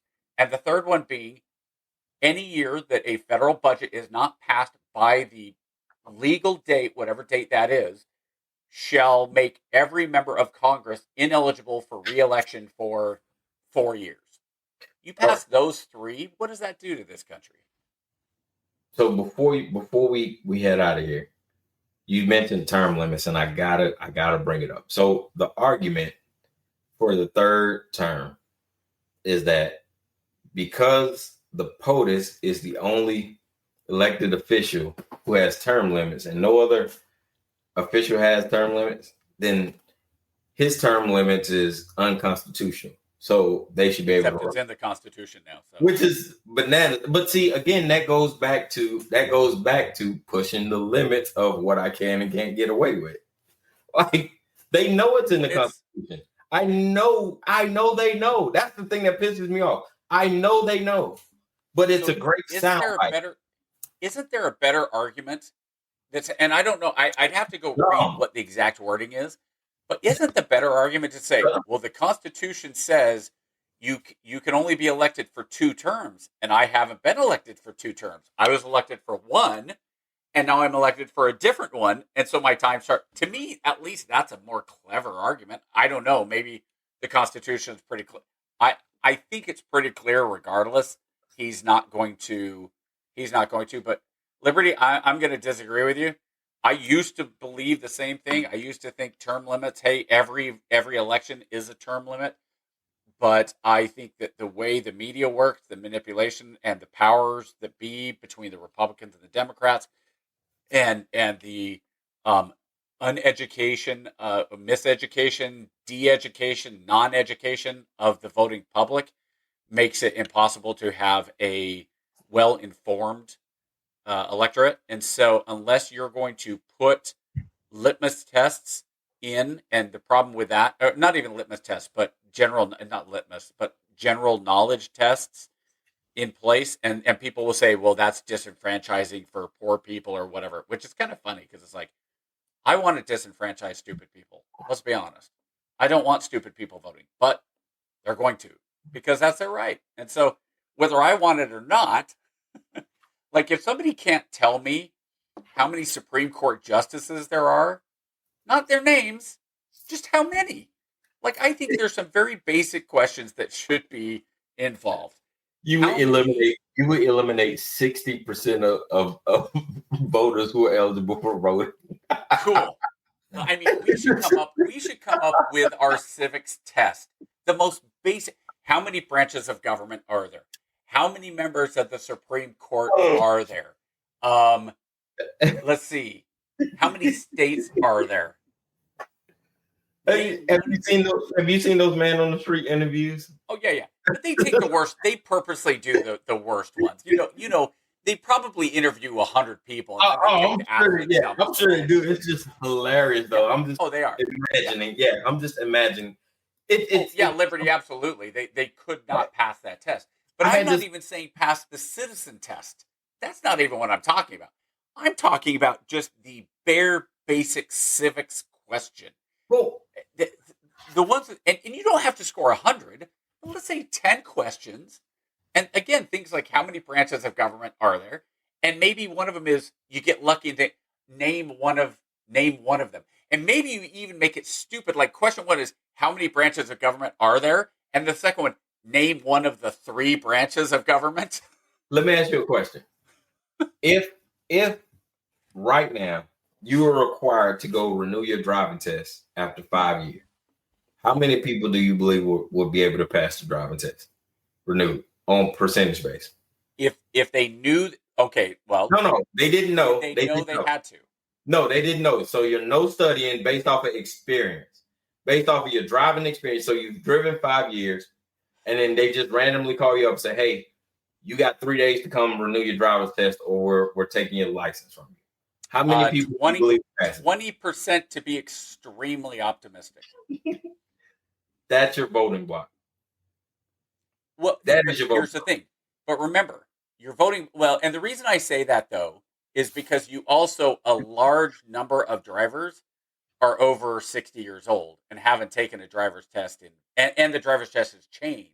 Well, it's the same So- thing in Congress. A large number of our members of Congress are over 60 years old, and they haven't read the Constitution since they took a civics class in the aughts. Early Yeah, but we're not talking. We're not talking about the people that are in Congress. We're talking about the voters. I think you took the average. I believe if you took the average senator or congressman, and the questions we're asking, they're going to get up and down. They're going to get 90% right. Because I'm talking about like, oh yeah. Do you think the average senator can say how many justices of the Supreme Court there are? Senators, yes. Representatives, Not even congressmen. representatives in the House. Yeah, no. I'll bet them. No, I think I don't think there are any that would probably miss that question. How many branches of government? They all get that one, right? I'm not so sure, man. That is extremely optimistic for our representatives, man. Well, yeah, but at the same time, I don't think they are effectively. If you gave word we use, right, so I don't know what the word. Hold on, I'll give you. We got two candidates, right? And we can cut it off here. So okay. we'll go on to final thoughts. So I'll give you two. We can keep going. I don't care. Okay. Well, you got Marjorie Taylor Greene representing the red team, and you got Jasmine Crockett representing the blue team, right? And we're gonna do the 10-question civics question. Who do you think gets the most right, or do you think either one of them pass? What's passing out of 10? We'll go 7 out of 10. We'll go 1990 standard, D or above. Honestly, here's the crazy thing. I think they both get 9 out of 10 at least. No way. I don't think MTG gets close. Here's why. Because we're not talking about tough questions. We're not asking what article of the Constitution guarantees, the legislature is writing the laws. Okay. I'm talking the most, do I think they both know that there are 50 states? Yeah. Do I think they both know the capital of the United States of America is Washington, D.C.? Yes. Do I believe that they know how many senators each state has representing them? We're going to put a poll up. We're going to put a poll up this week. I am talking the most basic. Name one of the three. Can they name one of the three branches of government? Listen, yes, man. They can. I'm sure they can. Listen, man. I'm talking about stuff that is so ridiculously. What is the name of the war where the United States battled itself between the Confederacy and the Union? Do I think they both know that's the Civil War? Yes. What document is used as the basis of government? Now that one. Does one of them say the Declaration of Independence instead of the Constitution? Maybe. Maybe one of the two misses that. Wait a minute. Your own president who was asked about the Constitution. Well, I'm on Declaration of Independence. And he said, well, it's a declaration, obviously. And it's a declaration of love and unity. And he was talking about when they asked him what was the Declaration of Independence. So if you got the POTUS saying this, right? I have to believe that we got just as many not so informed members of Congress about our founding documents and the importance thereof. Hell, if you asked them what was the preamble, I don't think half of them would know. I'd have to review enough to remember the We the People. I'm not even asking you to tell me what it says. Just what is it? Oh, just the We the People. If you ask the average congressman, where does the preamble go to? Does it go to the Pledge of Allegiance? Does it go to the U.S. Constitution? Does it go to the or just something random stuff, right? Or does it go to the Article of Confederation? Or does it go to the Bible? Yeah, I guarantee you, a significant number of our representatives will fail that question, and that is okay. Scary. But the thing is, that's my point. I don't want it to be difficult to That's vote. not difficult, though. I understand that, but people it is. What is the bar? That's like, Okay, but here's the- that's like asking Congressman, what are the colors of the flag? Washington, D.C. Goddamn right. All right, you good, Congressman. Go ahead and go. So here's the funny thing, like that. Like if you that could be one of the questions. What are the three prominent colors on the flag? You might have some people like yellow and green. The Gadsden flag, that's the only flag I recognize. Or is it yellow and black? It's yellow and black. You know. So but preamble, okay, you could trip some people up with the preamble, sure. You know, what is how many questions or how many amendments are in the Bill of Rights? That would get some people. The original Bill of Rights. But again, if you're saying you still only need to get 7 out of 10, I think they all pass. I do think MTG and Crockett both, again, depending on which questions. And then what you have to do is you actually have to have about 20 questions. So when you hand it out, they're all different, just like in high school, you know. So you can't really look over at somebody else. What'd you get for 3? I don't know. That's a different one than you. Oh, God. 3 book the 3 the Bible. No, that's not mine. Mine doesn't say the Bible on 3. Mine says the legislature. All right. What do you mean number 3? So all right. So I can cut this clean. So I can cut this point clean. If we were to give the members of Congress, the sitting members of Congress, a 20-question civics test, with the grading criteria being 70% or above, what is the percentage of sitting Congress members do you think will pass? When we're talking about basic level civics. Basic. We're talking ninth grade. Ninth grade civics. 9th grade civics. I think there is a 95% pass rate at least. No fucking way. No. Now, high school civics, I think if you're talking high school civics, it probably drops down to around 85%. So what do you think about members of, what do you think? Members of the administration. Members of the administration. How many do you think will pass? Same one you Probably think 80? Okay, yeah, we're definitely cutting this up and I gotta get the comments. Matter of fact, this is gonna be the first segment we run this week because I have to hear the comments. There is no way. I never see the comments anyway, so I'm thinking 60% at best. Well, and with that, you can put a thing that says go to the poll and vote, and see what. But okay, but hold on. This goes back to a very similar thing in terms of if you ask the average person, if we asked you 20 questions about the country, about civics.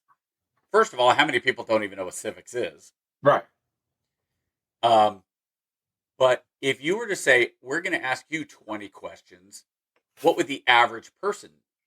And again, let's go 9th grade civics or high school, because you're going to have a huge drop.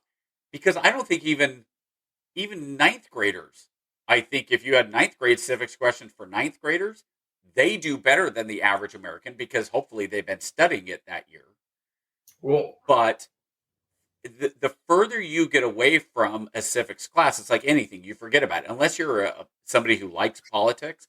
Like you ask our audience, anybody who's watching this and is willing to pay attention to what we're saying, my guess is their knowledge on civics is actually probably pretty high, right? I would hope. But if you talk to Sports Bro, who is only worried about NFL or NBA or what's going on in the playoffs, yeah, I mean, civics, I don't give a crap about what. I don't care about government stuff. What do I care? I think that's the person who's still going out and voting every 4 years. Yeah, I think actually not even that though. Well, what's our voting turnout every year of eligible voters? Are we lucky to get? Have we even broken 50% recently? No, I think the Biden one was the highest turnout because he was, you literally could do it from your couch, literally. You know what? I think they have a show, Are You Smarter Than a Fifth Grader, for a reason. Yeah. And I am extremely pessimistic. So I'm betting low when it comes to that sort of thing. So Liberty, I get your point. That said, knowing what they like and knowing why they like it is the problem, because if you have a media and or a malleable population that can be corrupted by whatever force it may be, by the government or by the media or whoever it is, I think that that's where the problem becomes. If you are going to listen to Trump or Biden or MTG or OAC and say, oh, well, what they say is just good enough, I'm good. Nah, nah, nah. Well, That's the problem. I'll give you a prime example, right? So they did a split poll when they was doing testing. They sent a poll out to Republican voters, and they asked them two questions. Out of the two policies, which policy did you prefer and why? The first policy was Obamacare. The second policy was the Affordable Care Act, right? And astoundingly, they voted overwhelmingly that they hated the Obamacare plan. They had every reason in the book about privacy and my lawyers and this, that, and the other. But on that same exact poll, the very next question, they voted overwhelmingly for the Affordable Care Act because it was a solid policy. So that's why Liberty know they need to know more than just the policy, because people, again, are ignorant and they can be manipulated easily. Yeah. And if you did that same poll for Democrats and said, what was your favorite part of the Inflation Reduction Act? Exactly. For Democrats, 95% would say, well, it brought down inflation. Yeah. It's the same thing. That's what I'm saying. So either red or blue is the same thing. Just the vast majority of people, they don't care to go past the headline, right? Or you can attach it. A prime example. What was the other one? The uproar about the emails, right? Or I'll give you a better one, right? Trump and Mar-a-Lago with the documents, right? It was absolutely evil. And then 2 weeks later, Biden had him in a Corvette in a garage, and everybody's like, "No, but it's the same thing. It's the same thing." So people are easily manipulating it, and that's a psychology thing, right? You know, it just depends on what your biases are. Oh, Liberty, you're now making our argument for us.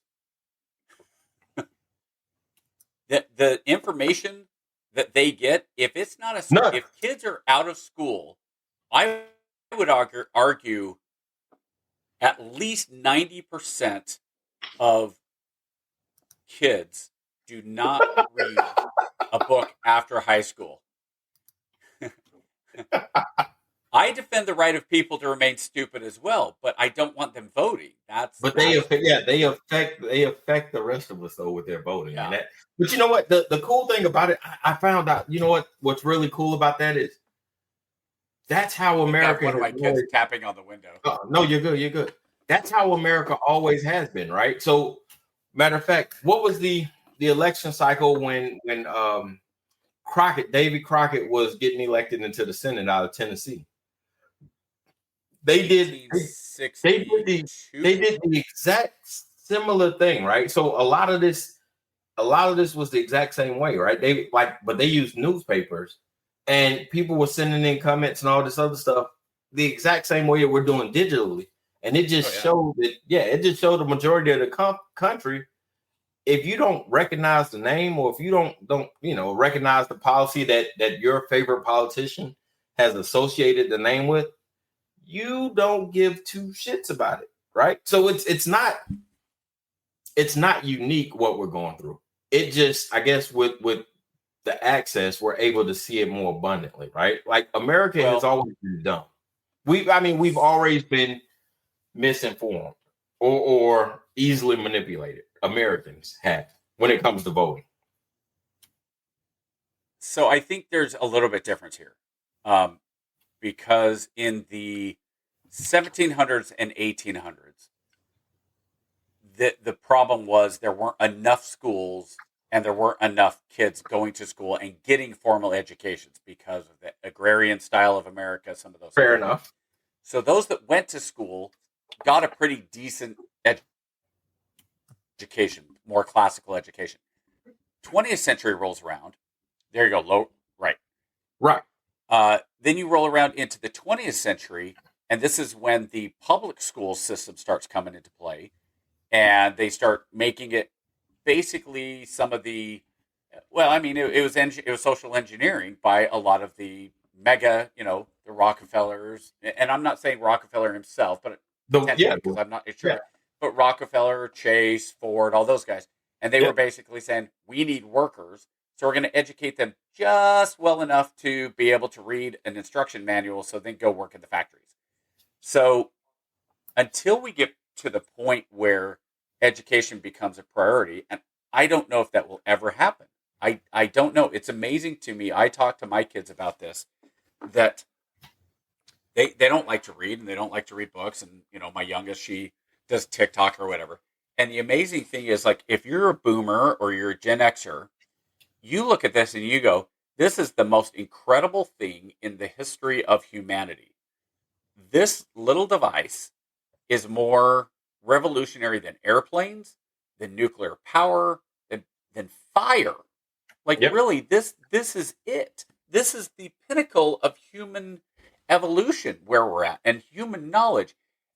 And these kids use it to watch silly videos about silly things and lip syncs and whatever else. And if you say, hey, I'll give you $10 if you go on and you actually read a book, and they go, it's not worth it.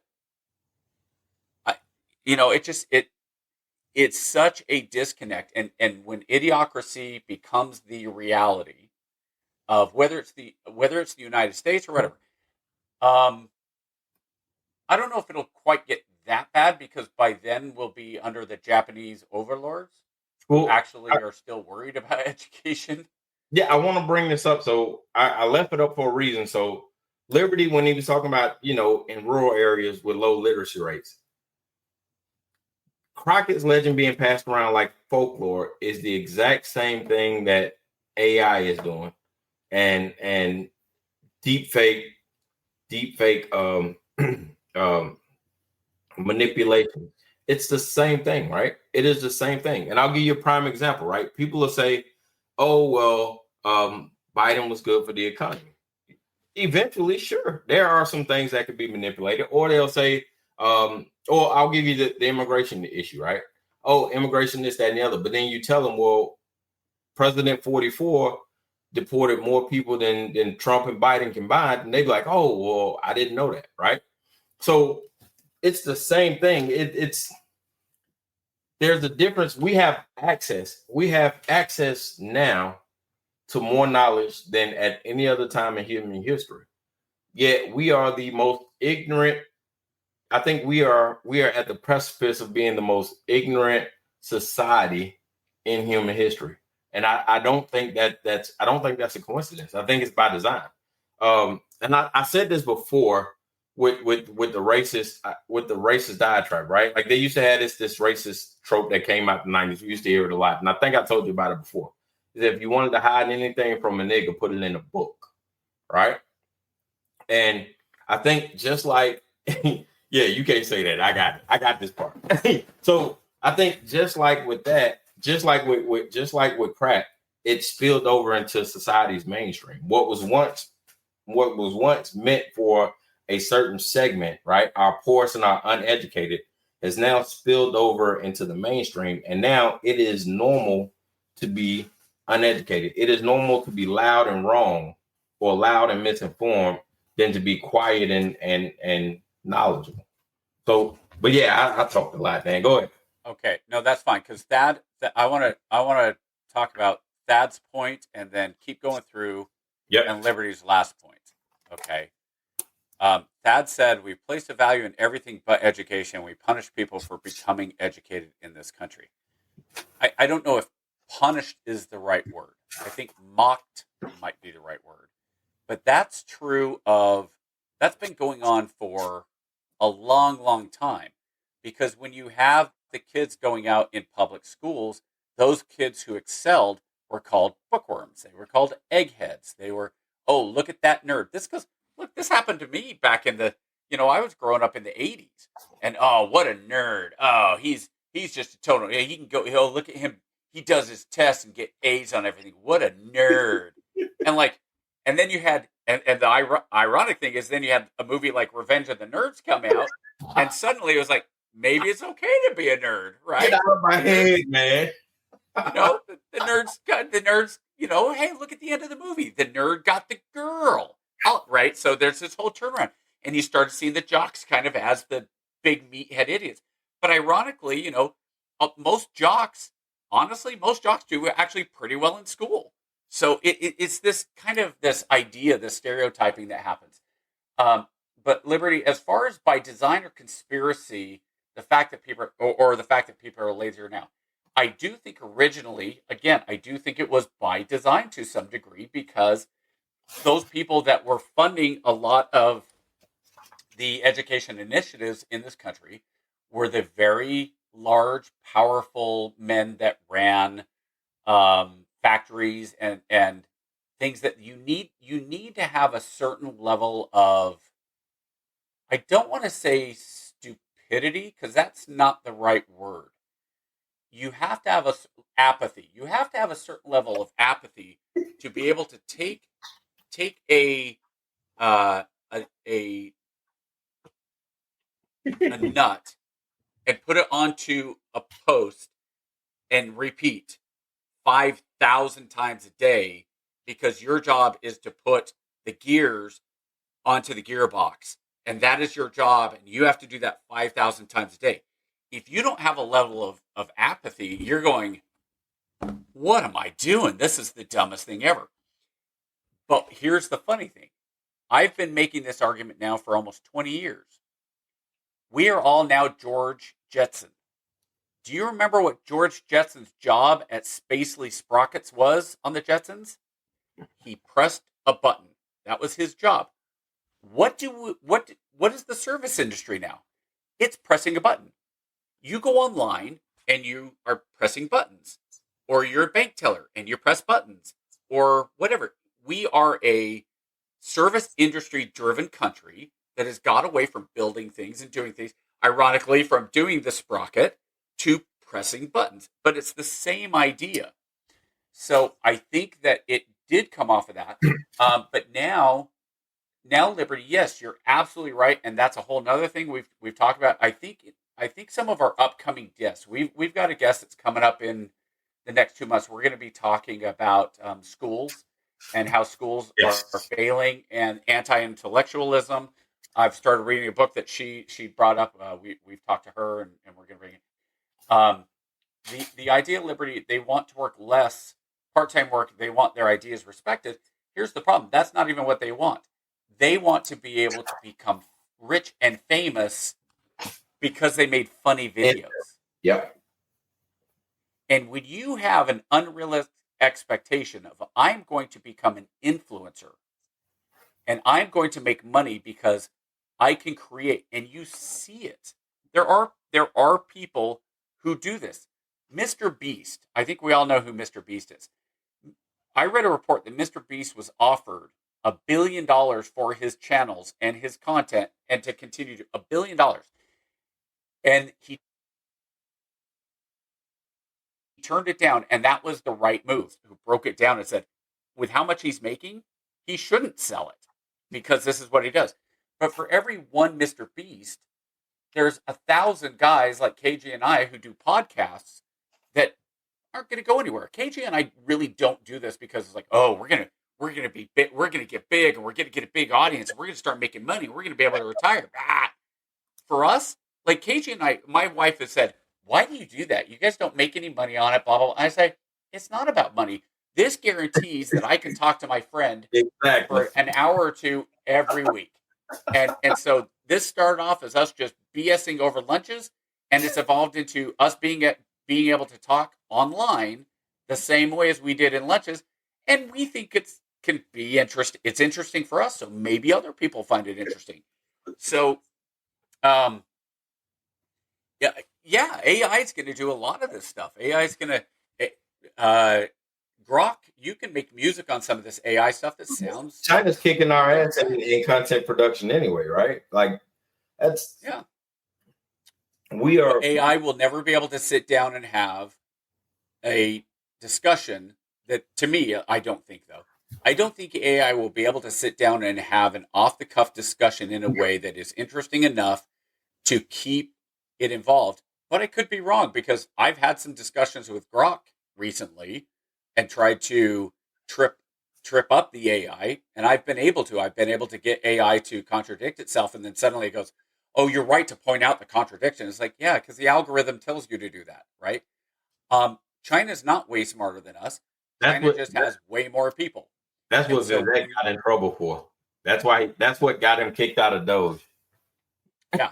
So here's that. I agree. It will never replace human creativity completely, but it will be able to create mediocre content that people will watch and ingest enough that it will damage the average mediocre. So if I'm a writer for the Hallmark movie, if I'm a writer of Hallmark movies, I'm scared crapless about AI.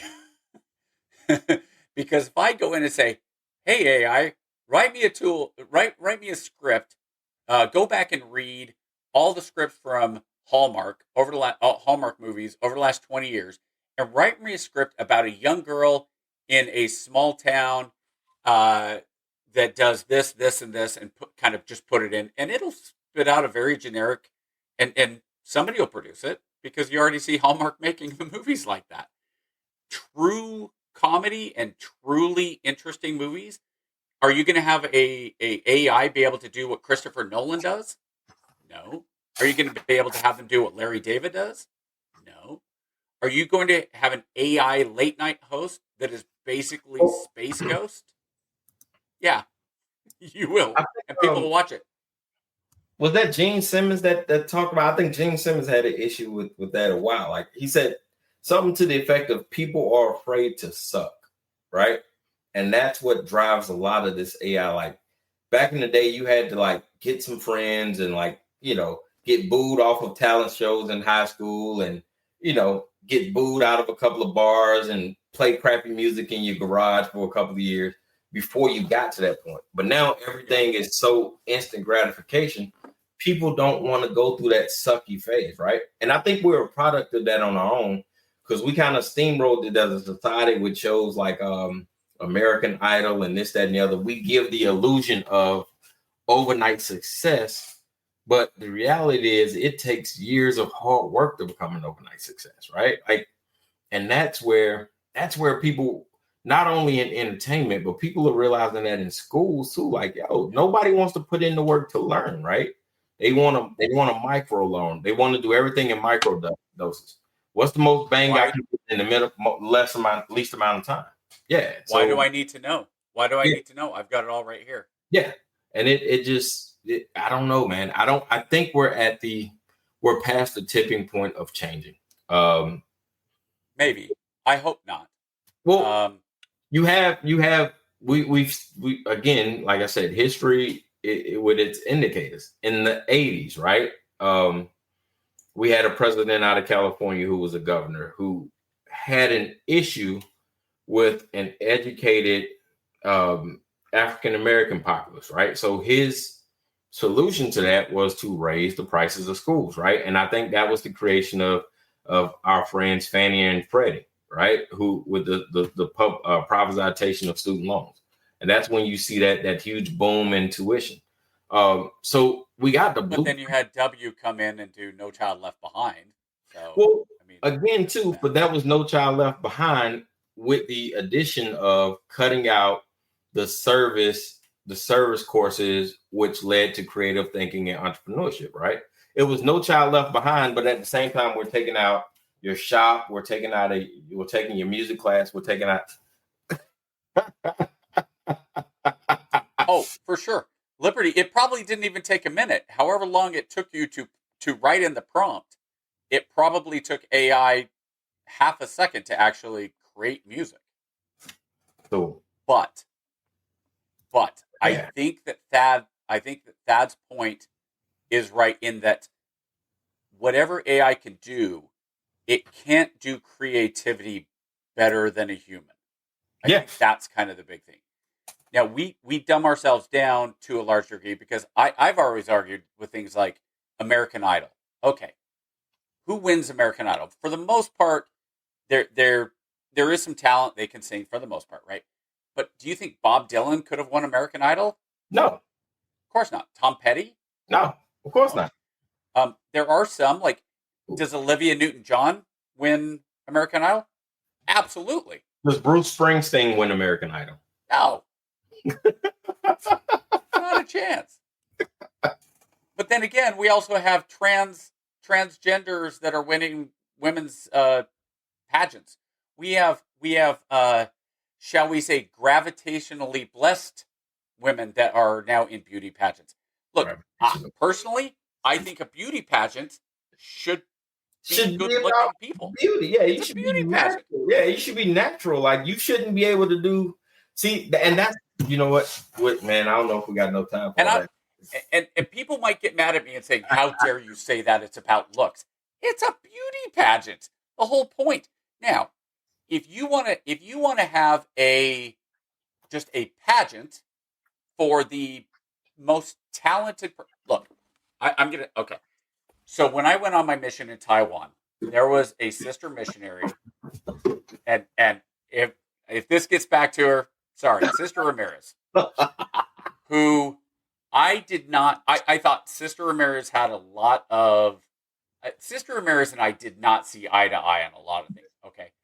After our missions, now she went back to Wyoming. She won the Miss Wyoming pageant. Now she was very talented musically, and I think, but as far as like attractiveness, I didn't see it. Now I'm not going to win any beauty pageants or handsome pageants either. So don't get me wrong. I'm very realistic about it. But when I saw that, I was just like, seriously? I thought it was a beauty pageant. So I think we get away. We've evolved in ways that are good, and we've evolved in ways that are bad. And I think there is a way back. And honestly, I think AI is going to either pull us back from the precipice or push us over with both hands. Because again, I look at AI and I say, if AI is done in a way that is for the benefit of mankind, we are going to turn the corner and take off in every field imaginable, because AI will be able to train people how to learn and push them in ways. Again, like, I would love to have a situation where my 11-year-old sat down in front of a computer, and according to what interactions AI has, real AI had with my daughter, AI comes back and says, all right, my daughter is really talented in this, so we're going to make it harder for her to learn, challenge her more in English because she's a good writer or whatever it is, right? And where she's not as strong at math, I'm going to slow down a little bit, make sure she understands the basic more, and do all that. They can Liberty, but it's not in a way that I think is intuitive enough to hand my daughter off to the AI. That was the Chinese. Remember, we watched a video a couple of months ago about the Chinese school system who had integrated that. So you have your own Japanese, your own AI tutor specifically tied into your lesson plan. So the teacher would give the instruction, but based on your performance in homework and classwork, the tutor would then create an individualized plan on your strengths and weaknesses to help you. I think that would be phenomenal. But here's the problem, though. That leads to a more educated society. And a society of thinkers is dangerous to those in power. So do I think it's by design? Sure. It's easy for me to fill your algorithms up with mundane dances and trends and stuff that's going to keep you distracted, as opposed to give you the information and the tools you need to know that I'm stealing from you and I'm not working in your best interest. Because the minute you find out that I'm not working in your best interest, you're going to try to hold me accountable. And that's the last thing I want you to do. My wife spends time online. Not a ton, but she does. My kids do. My wife didn't know what was going on with India and Pakistan until I told her a couple days ago. We were at the brink of nuclear war, and it never came up in her feed. And yes, the government is intentionally keeping voters stupid. Yes, Absolutely. I will tell you that what happened with the governor from California who won the presidency, it started with him. it And started before that. Well, well, before that, it started no, early no, no, in the 20th century. no, no, no. I'm talking about the intent. The intent was to So am the I. intent the intent was to shift. The intent was to shift the lower income and disenfranchised from being able to be self-sufficient, right? So what happened was you saw a big shift in the '80s where they took out the skills classes, right? Oh, Both parties.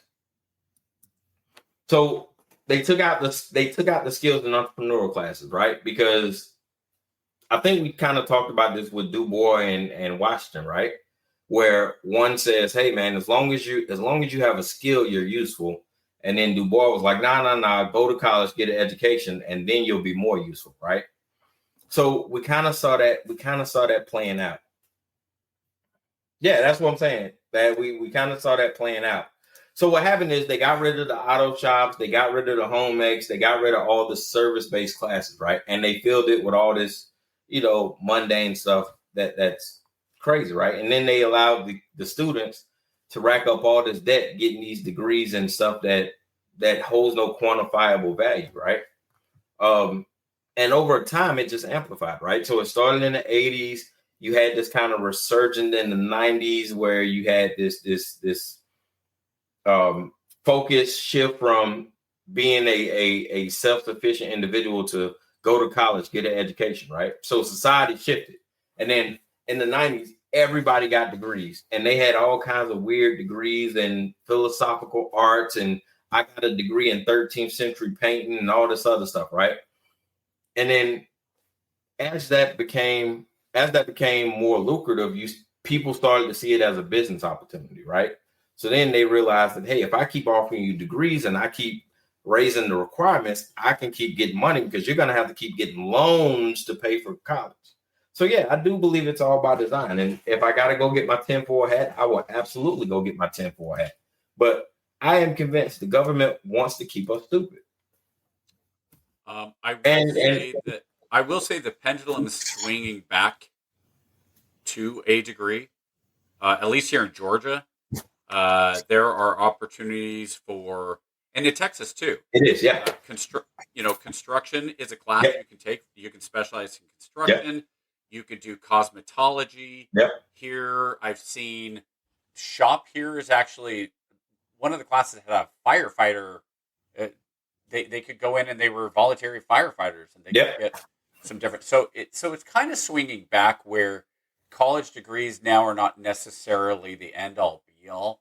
Right. And I've tried to push my son towards plumbing, honestly, because I think everybody needs a toilet. But if that's not what he wants to do, so be it. Even and the arts are important, but we also push the idea that everybody can be an artist and there's no such thing as good or bad art. It's all subjective. Meanwhile, the government went in and bought all the Truman Capote art just to confuse the Russians. So there's a lot of stuff that happens behind the scenes. And I agree that degrees used to be, I do believe degrees used to be about you went to school for 4 years and you showed employers that you had the willingness to go in and stick with something for 4 years, and then that showed something. But now I'm with KJ. It's a moneymaker.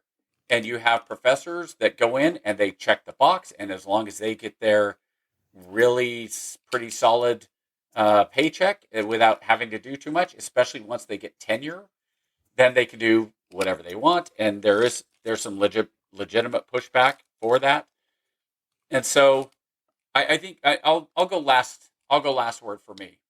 Yep. And then KJ, you can wrap it up. Mm-hmm. But I think that as parents and grandparents, it is going to be imperative that the adults that care make sure that the children understand why education is important, why critical thinking is important, and then if the kids aren't willing to do it, force their kids to learn how to critically think. Because if you, and I've been caught sometimes, if you're not able to tell the difference between a real image and an AI image, and it's only going to get worse, you're going to have to really put on your cynical glasses and go, it's all fake. And so I'm going to have to figure this out on my own. And maybe that's going to be the positive pushback of, I can't trust anybody. So if I can't figure this out on my own, then it's on, I'm not going to believe anybody else until I accept it for myself. And maybe that's the basis of religion too. And maybe that's what it becomes, is the religion of self-education, which is not a bad thing. That's it. I like it, man. I guess I would just piggyback off of that and say, no ruling society will give you the information to overthrow them. Right? I've always been a firm believer that I will teach my kids everything they need to know, and I will allow the system to supplement my teaching because it's my responsibility. Nobody's going to teach my kid Black history because it's not their responsibility. Nobody's going to teach my kid history or math, or it's my responsibility. The school system will supplement, and then they do a shitty job at doing that. So personal responsibility, training your tribe, getting your own people where they need to be. I think we got to get back to that. We've supplemented too many of our responsibilities to the government, and now it's time as a society to take back our own responsibility. Right? We can no longer blame the school systems for our kids being dumb. As a parent, you have to take some rights, right? And you just can't rely on the government. It was never meant to be relied on, and people have perverted it and manipulated your belief system to making you feel that way. So you got to take your power back. Self-sustain, get in the garden, learn how to feed yourself, learn how to cook, learn how to educate yourself, and get ready. Because nobody knows. Yeah, parents got to get educated too. Yeah, parents got to get educated too. Yeah, everybody. It's a societal issue. It's systemic, and the only way to break it is to be the first one. Somebody got to be the first one. Other than that, Lance, you got anything else? Utah, hey man. NBA draft tomorrow night. Let's go, Jazz. Hey, let's let the ping pong balls fall in your favor. May the NBA ping pong balls be forever in the Jazz's favor. Because if there's something we need a white superstar in Salt Lake City. A white superstar. Man, I'm done with y'all. We see y'all next week, man. Hey, Liberty, Thad, everybody, thanks for coming through. Ali, I know you gone, baby, but thank you for stopping, dude. We always appreciate y'all. See y'all next week. We outie. Gee, Ray, what do you want to do tonight? The same thing we do every night, Pinky. Try to take over the world. All right, yo, let's get into it. Try to take over the world. Freedom Try to take over the world. And greatest chaplain in the world, Mr. Lance Try O'Neill. to take over the world.